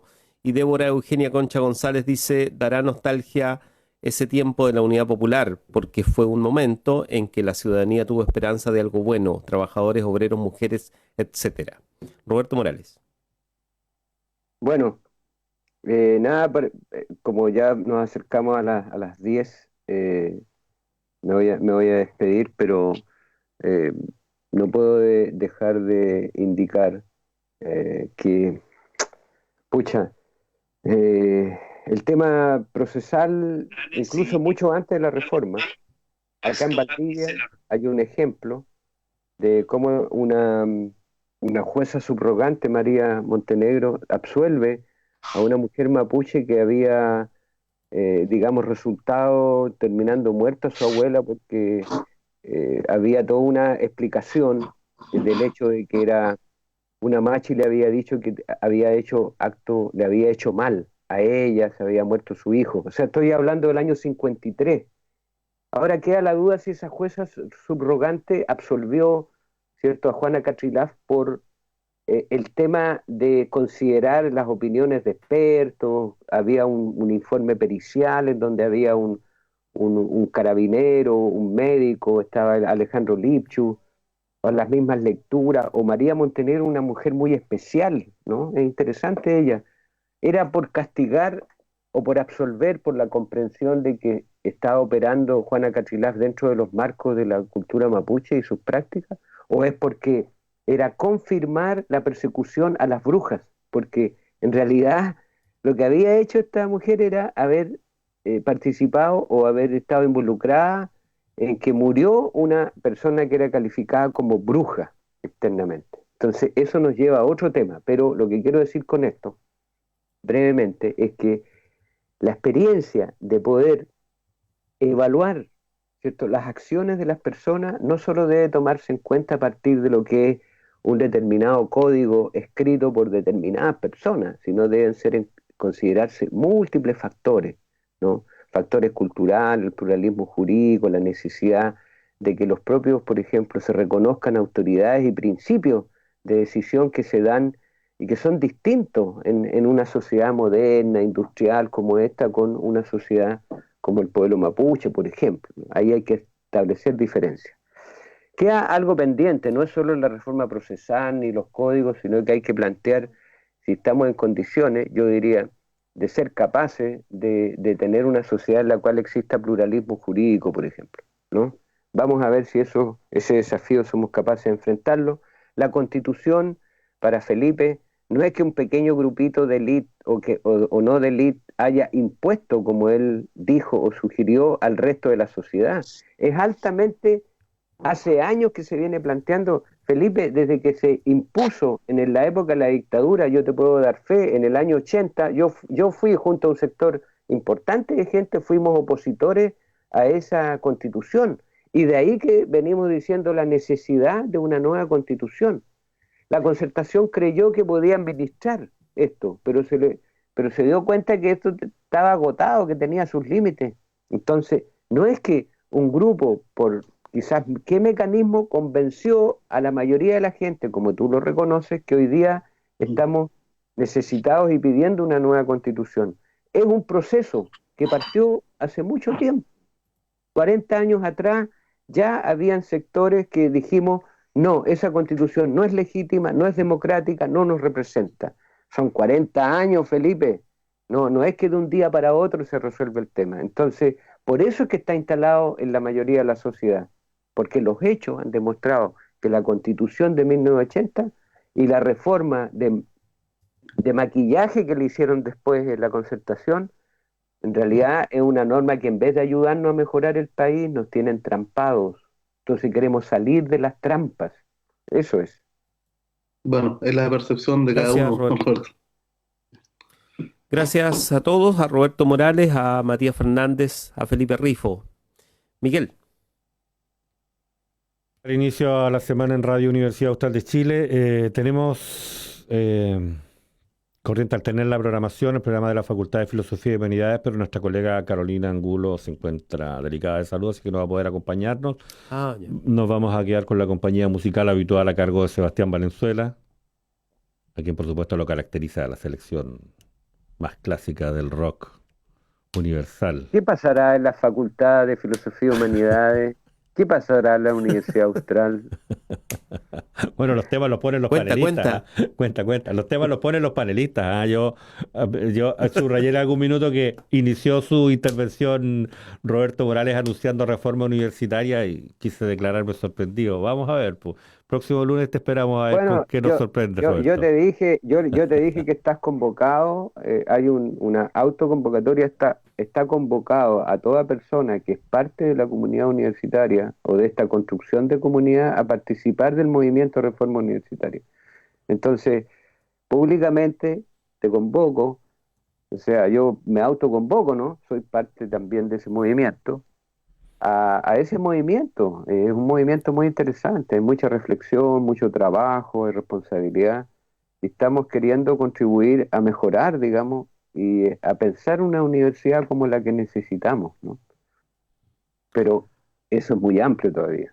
Pero hay un movimiento de reforma universitaria que está pensando en las normativas, en los principios, en la organización, en las cuestiones jurídicas, en todo. Y que además este movimiento tiene sintonía con lo que el sindicato de docentes está planteando también. El sindicato docente tiene comisiones de trabajo que apuntan a eso también. Y el sindicato de trabajadores y los estudiantes. O sea, no podemos, digamos, cerrar la vista ante un hecho que necesitamos una profunda transformación de las entidades universitarias y en particular asumirlo en el caso nuestro de la Universidad Austral. Y es un tema que hay cosas que se pueden resolver a corto plazo y otras cosas que requieren cambios más profundos. Eso es. Entonces, en eso estamos trabajando. Chuta, ¿no? Hace más de 30 años que no me convocaba a alguien a asumir mi lugar activo en el proceso de reforma universitaria. No, un momento biográfico Roberto, ¿ah? Ya, muy bien. A propósito de los 50 Víctor, sácame de años, aquí.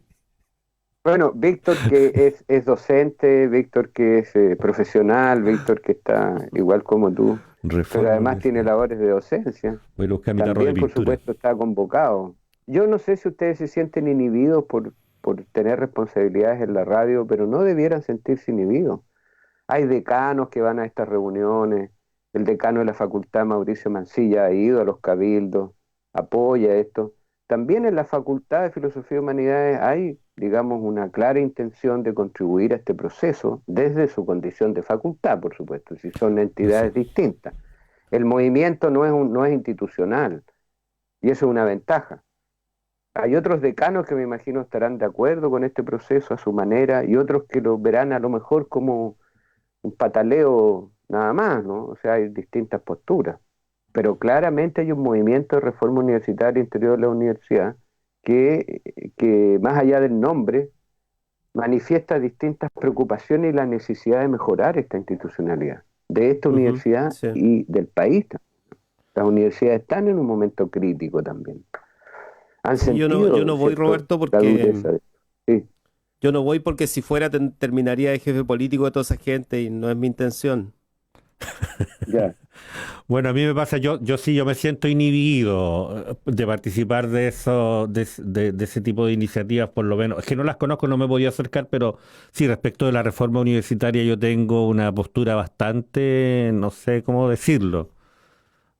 Yo tengo ideas a lo mejor un poco extremas, y entonces cuando uno manifiesta su idea siempre le dicen de todo contexto y desde distintos lugares, mira, sabes que todavía no estamos para eso, entonces yo prefiero inhibirme para cuando llegue el momento de que por fin estemos para esas cosas, porque sí, a propósito de la Para la lucha democracia armada, digamos. de la democracia y la república universitaria, yo quiero insistir en que yo no soy ciudadano de esta república, digamos, una república que me niega cualquier tipo de derechos políticos, no. Eso, entonces, todavía estoy como espectador, creo yo, y sí, es cierto, me estoy inhibiendo, no porque cumplo un rol dentro de la universidad, sino precisamente porque siento que no lo cumplo. Eh, Eso. Pero las universidades no son repúblicas. Bueno, sí, es una metáfora, Víctor, ¿viste tú? Una metáfora. ¿Puedo usar una metáfora cuando converso Ni con mis son, amigos? y si alguna Ya vez se fueron, complicó el asunto. sí, no, oye, si alguna vez fueron comunidad, yo creo que también dejaron de serlo ya. Es necesario construir un sentido de comunidad, ¿no? Sí. Bueno, pero Pero no ¿qué nos pasa, pongamos, Víctor, si es verdad?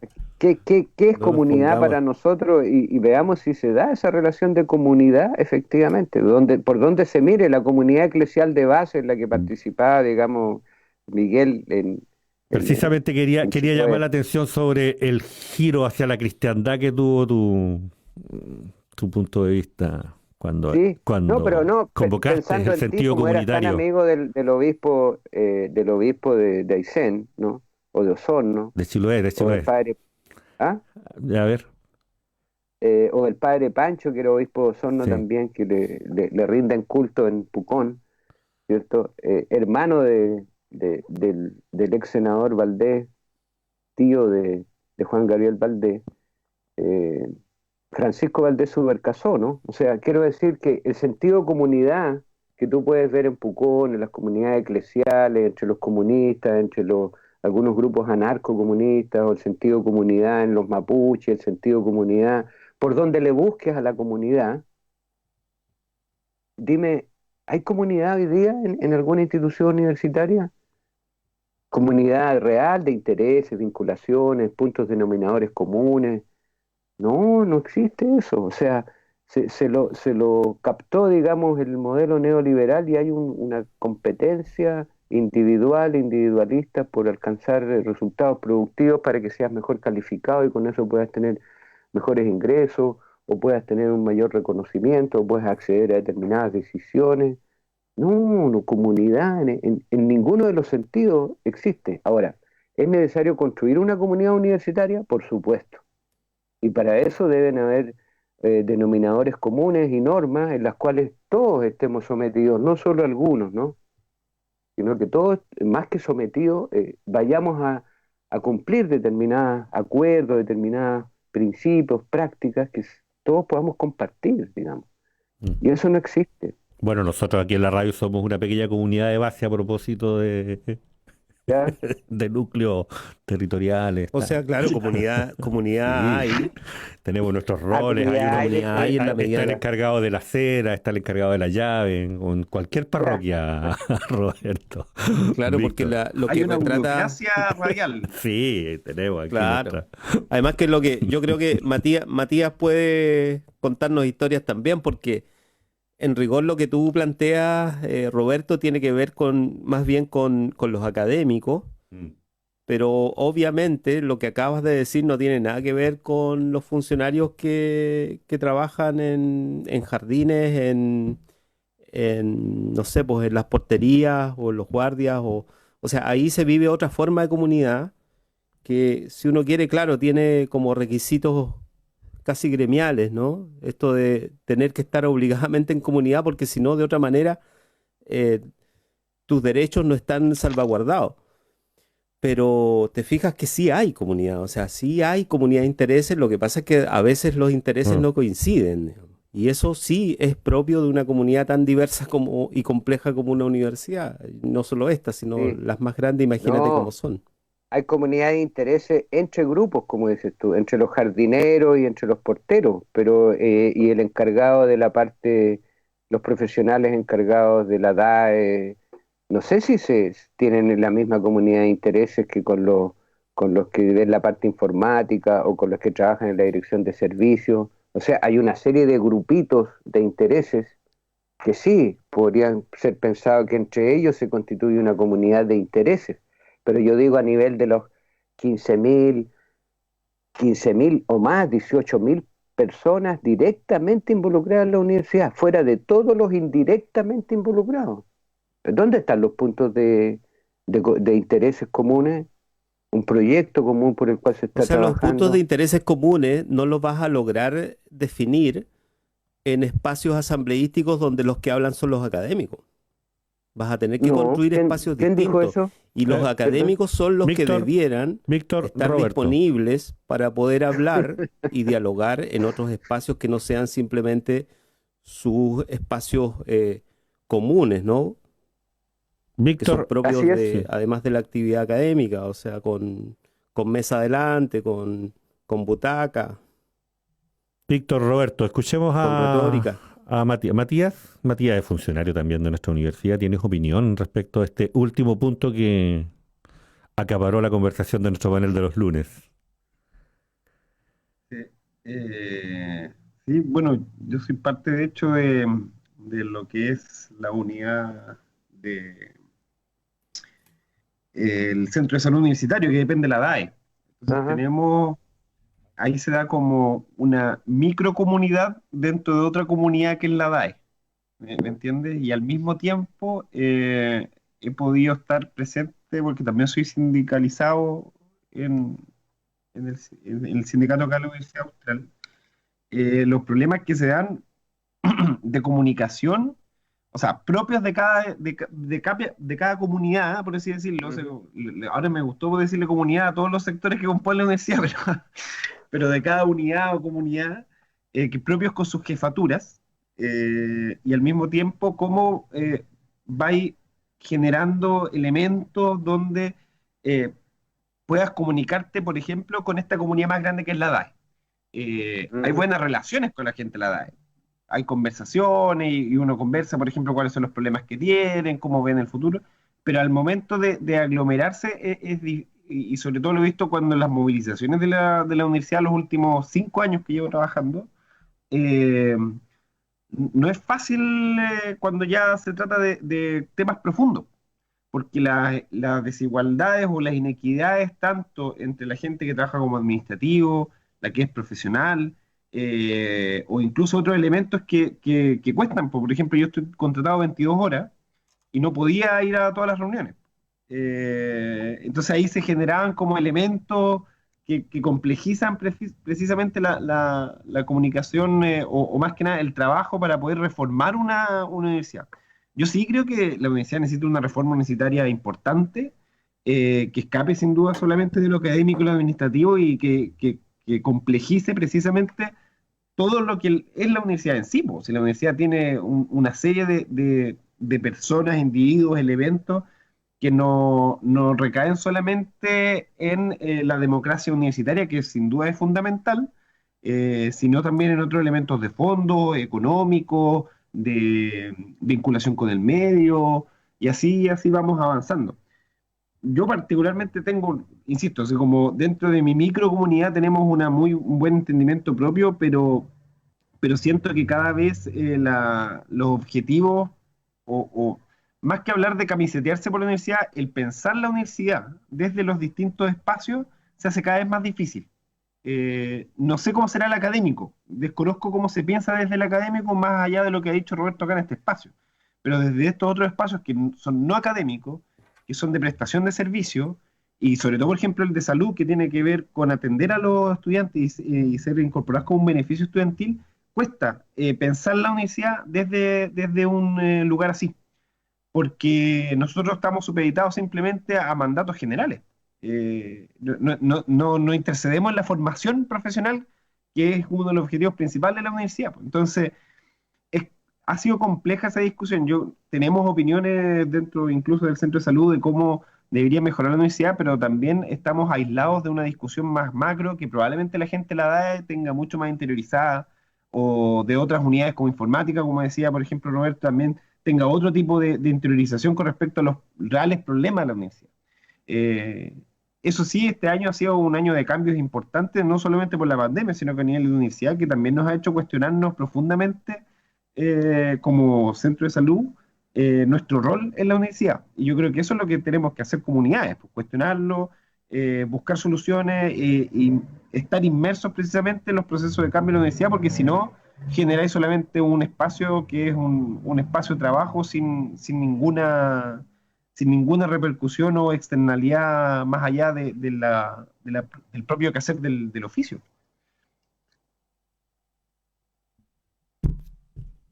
Víctor.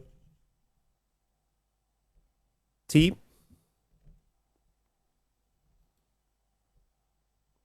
está, no sé si está con nosotros Felipe todavía. Está Felipe también, Felipe, sí. No, estás con el sí. perro. con el- No, llegó el regalón ya a hablar sobre la Universidad Austral. A él le interesa mucho este tema, así que llegó a acompañarme a escuchar sobre lo que opinan ustedes. No, bueno, Claro. no, o sea, veo que todos tienen algo en común que yo no tengo. Yo no tengo mucha relación con la Universidad Austral, así que lo escuché atentamente y veo que hay un mundo tremendo allá. Creo que hay otro mundo, hay otro, tienen su propio mundo ustedes ahí, así que los Bueno, felicito, por lo veo muy ejemplo, entusiasmado con todo lo que hacen ahí. Y que en el sea, debate de los ¿cómo? que en el debate de los ¿Cómo? 60 sobre la reforma universitaria y todos esos libros que se escribieron, eh, no había una fuera, ¿no? Ya, Se entendía que la reforma universitaria era un proceso que hacía la Mm. sociedad, no un grupo de intereses, digamos, no un pequeño grupo al interior de una universidad, sino que era la sociedad la que lo hacía. Y probablemente fue así, porque me cuesta creer que solamente el lienzo colgado en la fachada de la Universidad Católica haya generado todo el movimiento que haya permitido que las universidades transformaran sus lógicas internas, digamos. O sea, probablemente en la historia sí las sociedades son las que deciden los cambios que las universidades deben hacer, incluso consigo mismas, digamos. Mm. Así es Es que un va y siéntete parte, viene, yo ¿no? diría que es dialéctico, Víctor, Sí, po. Sí, pues, porque sí. claro, o sea, la sociedad es un concepto amplio, pero efectivamente Chile estaba viviendo y América Latina tensiones por la transformación. Acuérdate que era la Guerra Fría, habían estas tensiones entre la Unión Soviética y Estados Unidos y Europa, estaba China atrasito, eh, China a través de los movimientos maoístas particularmente que tuvieron un gran impacto en las organizaciones campesinas, indígenas incluso en América Latina. Estaba la Revolución Cubana, estaba la Alianza para el Progreso, estaba Kennedy, estaban los misiles en Cuba. Es decir, estaba un movimiento en América Latina, incluso con bastante, yo diría, relación con lo que estaba pasando en Europa, y Europa estaba mirando lo que pasaba en América Latina, y América Latina seguía siendo influido por Europa, ¿no? Y por África estaban los movimientos de liberación en África, ¿cierto? Mandela en Sudáfrica, estaban los movimientos que trataban se sacaron de encima hasta cierto punto a Francia, ¿cierto? A Inglaterra, etcétera. Y, Sí, pero el y bueno, antecedente histórico de la reforma Portugal, universitaria es 1918. Córdoba. claro, claro, pero de ahí se produjo, Claro. claro, estoy hablando en el momento en donde se confluyen, ¿no? Hay momentos en que confluyen las cosas de distintas presiones de distintos lados. La sociedad chilena en transformación, ¿no? Es decir, Jorge Alessandri en un intento por una derecha moderna, reformas agrarias, modernización. Frei aparece la reemergencia de un centro político que antes era el Partido Radical, le aparece a través de toda esta fuerza, digamos, apoyada por Estados Unidos, una visión de estado de bienestar, pero contrario al socialismo, un proyecto tercerista, ¿no? Que representa en ese momento la democracia cristiana y otros sectores socialdemócratas, y reciben un apoyo inmenso en Chile, ¿no? Entonces, claro, la campaña del 64 fue Revolución en Libertad, dándole a la revolución socialista que se planteaba, que se entendía, o lo que estaban planteando, era que no iba a ser nunca en libertad, ¿no? Entonces, en ese contexto se da la necesidad de transformar las universidades, de mejorar sus ingresos, calificar una serie de elementos, porque ¿en qué consistía la reforma? Yo creo que es tema, porque hoy día se habla de la reforma universitaria de los 60, a la cual acudió nuestro director para referirse que ahí se siente conectado, que es anterior a incluso a la Unidad Popular. Habría que decir, bueno, pero ¿qué estaban diciendo? Aquí, en Valdivia, ¿qué estaban diciendo? ¿Había reforma universitaria? ¿O A mí me figuras conecta como más la del Millas 18, ¿ah? A mí me parece que la reforma del 18 es históricamente un quiebre, digamos, con la sociedad de esa época. No es la sociedad la que hace la reforma del 18. O sea, el 18 tampoco es la universidad la que lo hace, ¿no? Sino Era que es mucho un más de segmento de en la sociedad, 1918 la universidad, es un segmento incluso, o sea, claro. es un movimiento estudiantil muy potente. No es la universidad, digamos. No es, Ujú. es Bueno, interesante la historia, digamos, asociada. Tenemos que volver a sobre todo esta esto. conversación, ojalá en forma recurrente a propósito de la invitación de Roberto. Felipe se tiene que retirar, nos dice. Nosotros, mira, nos íbamos a quedar conversando 2, 3 minutos más y ya llevamos media hora hablando de reforma ya, universitaria. Chao, Felipe. Oye, sí, despidámonos. Yo quiero nos insistir en despedimos. eso. A Gracias por propósito. la invitación nuevamente. Sí, gracias, Bueno, Felipe. Sí, muy bien. Sí, Santiago. agradecidos de ustedes. Chao, dice Teo. Nos vemos. Aprovechemos Hasta de invitar pronto. a lo del mediodía, Miguel. Sí, Víctor, dos cosas. Es Primero, el nuevo tú, ciclo. por favor, detente en la invitación. Roberto ya lo recordaba. Gracias, Roberto. Anunciar que tenemos el ciclo especial de Plaza de la República, el programa del Centro de Estudios Regionales, que lo vamos a dedicar a lo que insistentemente nos ha dicho el Centro de Estudios Regionales, es el momento constituyente que está viviendo el país, por una parte, pero por otra parte, a la 1 de la tarde, también en un horario extraordinario, regresa hoy el programa de la Facultad de Ciencias, el programa Materia Expuesta. Pero, Víctor, anúncianos la invitación a lo de las 12 del día, ¿te parece? Sí, va a estar Tomás Jordán, que es quien fue encargado del proceso constituyente del gobierno de Bachelet. Va a estar conversando con Egon Montesinos y luego nosotros vamos a hacer un panel sobre el debate constituyente propiamente tal, el que viene, digamos. Con voces regionales, Y ahí digamos. van a estar 2 personas, dirigentes, amigos nuestros, digamos, que de la radio también, y ella es Paola Peña, que es la dirigente regional del Partido Comunista, y va a estar Leandro Guzmán con nosotros, concejal de Valdivia y vocero del Rechazo también. Así es que vamos a tener una interesante conversación ahí. Para poner en marcha este programa que es extraordinario, que nos quiere acompañar de aquí al 26 de... ¿26? Hasta el 5 de Miguel. octubre. 25 de octubre. 25 de octubre. 5 de octubre. Matías, ¿Puedo pasar un datito aprovechando? Sí, por favor. lo tarifamos por minuto, ¿ah?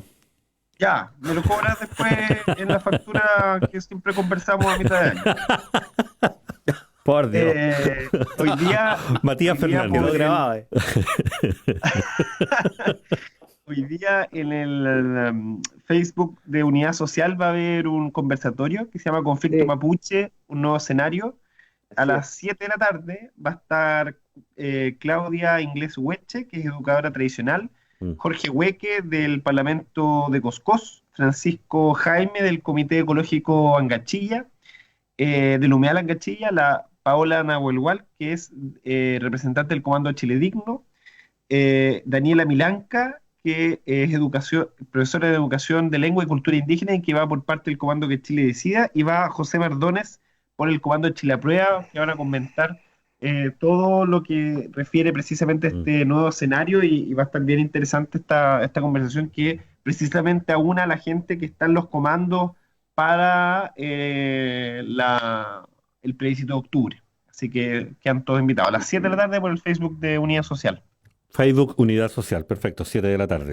Debo decir, Roberto comentar Morales. que sin cierta... Debo decir que me gustó que me llamaran porque me invitaron, pero yo no podía estar en eso porque tengo un compromiso con el Colegio de Antropólogos que despertó el Colegio de Antropólogos, tiene 3 comisiones, en estos momentos como 6 grupos de trabajo y hay un montón de gente involucrada.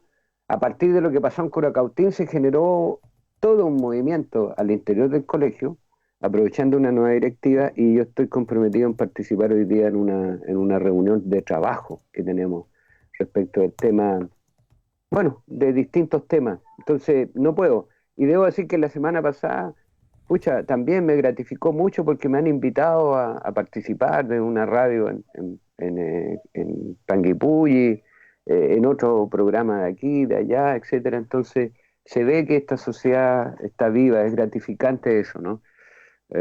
Así que yo creo que ambas actividades, las que ustedes comienzan, ojalá no se pongan tan institucionales, ¿no? Porque invitan, está bien, está bien interesante, bien diverso, lo de lo constituyente, pero lo constituyente, como bien plantea Víctor, es desde la sociedad, ¿no? Y que claro, esto rápidamente se atrapa por las institucionalidades que existen. Pero yo creo que la sociedad chilena está en un momento en el cual efectivamente quiere asumirse en sus distintos grupos como constituyentes, personas y grupos, digamos, que están dispuestas y quieren hacer efectivo, digamos, el ejercicio del poder opinar, poder decidir, poder ponerle contenido a todo esto. Así que muy, muy interesante, sí, y muy importante. Sí, pero claro, Roberto, sí, probablemente vamos a tener este espacio especial que podrá eventualmente institucionalizar un poco la discusión, pero nosotros sabemos que lo que pasa en torno a este desafío constituyente va a ser un contenido transversal de toda la programación de la radio dentro de los próximos meses, digamos. Probablemente va a llegar un minuto en el que no vamos a hablar de otra cosa y vamos a hablar desde todas las direcciones y en todas las direcciones, es lo que esperamos. En la medida en la que logremos precisamente concretar este proyecto de comunicación abierto, diverso, pluralista, encarnado en la sociedad, mira la palabra que usea, encarnado. Víctor. Como una uña. Sí. Nos despedimos. Ya despidámonos, por Dios, esa referencia, guatón. Oye, de reforma universitaria volvemos a conversar, ¿les parece? También en forma permanente. Sí, hay gente interesada. Pero inviten, hay un montón de gente ahí. ¿Para qué voy a dar nombres? Se los puedo dar en off o qué sé yo, el propio comité de coordinación que nos reunimos los martes. Voy a decir que hay un manifiesto de interés de parte de quienes dirigen la radio para poder incorporar este tema de manera permanente. Por supuesto. ¿Qué es el comité de coordinación? Lo que pasa es que para poder funcionar son asambleas autoconvocadas. Hay un cabildo autoconvocado @gmail.com, claro, donde en realidad va la gente que va a estas reuniones virtuales ahora, pero también se necesita coordinar un poco, no es un asambleísmo así, así que cada uno va cuando quiere, deja de ir cuando quiere, dice lo que quiere, no se hace, no, aquí hay que hacerse cargo de las cosas, no confundir, digamos, el hecho que sea abierto y libre, o libertario, como les gusta decir a algunos, no significa que esta cuestión sea de irresponsables, ¿no? Ahí lo que se dice y lo que se hace tiene un sentido de responsabilidad, porque estamos enfrentados también a una situación. Entonces hay estudiantes que llegan, efectivamente, cada vez más, hay momentos en donde hay más gente, y se requiere un comité de coordinación, y hay varios comités de trabajo diversos. En eso estamos, estatutos, comités de ver los temas referidos a a comunicaciones, a democratización, condiciones laborales, eso. Así que Oye, yo te iba a comentar, nada. Roberto, que además, y Miguel tiene el dato más concreto, que vamos a tener la oportunidad de conversar en estos días con Juan Carlos Esquius en la radio, a propósito de una convocatoria que está haciendo Tocata. Sábado al mediodía. ya, Este sábado. Sí. Tocata, ya. Y es músico invitaron ahora, a Juan Juan Carlos Carlos Esquius. ¿No? Estimado Sebastián Valenzuela, despedimos el programa de hoy. Ya. Pero ¿para qué lo del sábado? Sí. Chao. Escuchen la promoción, va a comenzar a salir dentro de 1 o 2 horas la promoción de Tocata, toda su programación en Radio Universidad Austral de Chile, a contar del jueves, viernes y sábado. Y los dejo a ustedes en el Skype de la radio, por supuesto, continuando esta conversación por interno. Gracias, Ya. Sebastián. Gracias, Muy bien, Matías. chao, Gracias, chao, Roberto. muy bien. Cuéntame. En Radio Universidad Austral de Chile hemos presentado República de los Ríos.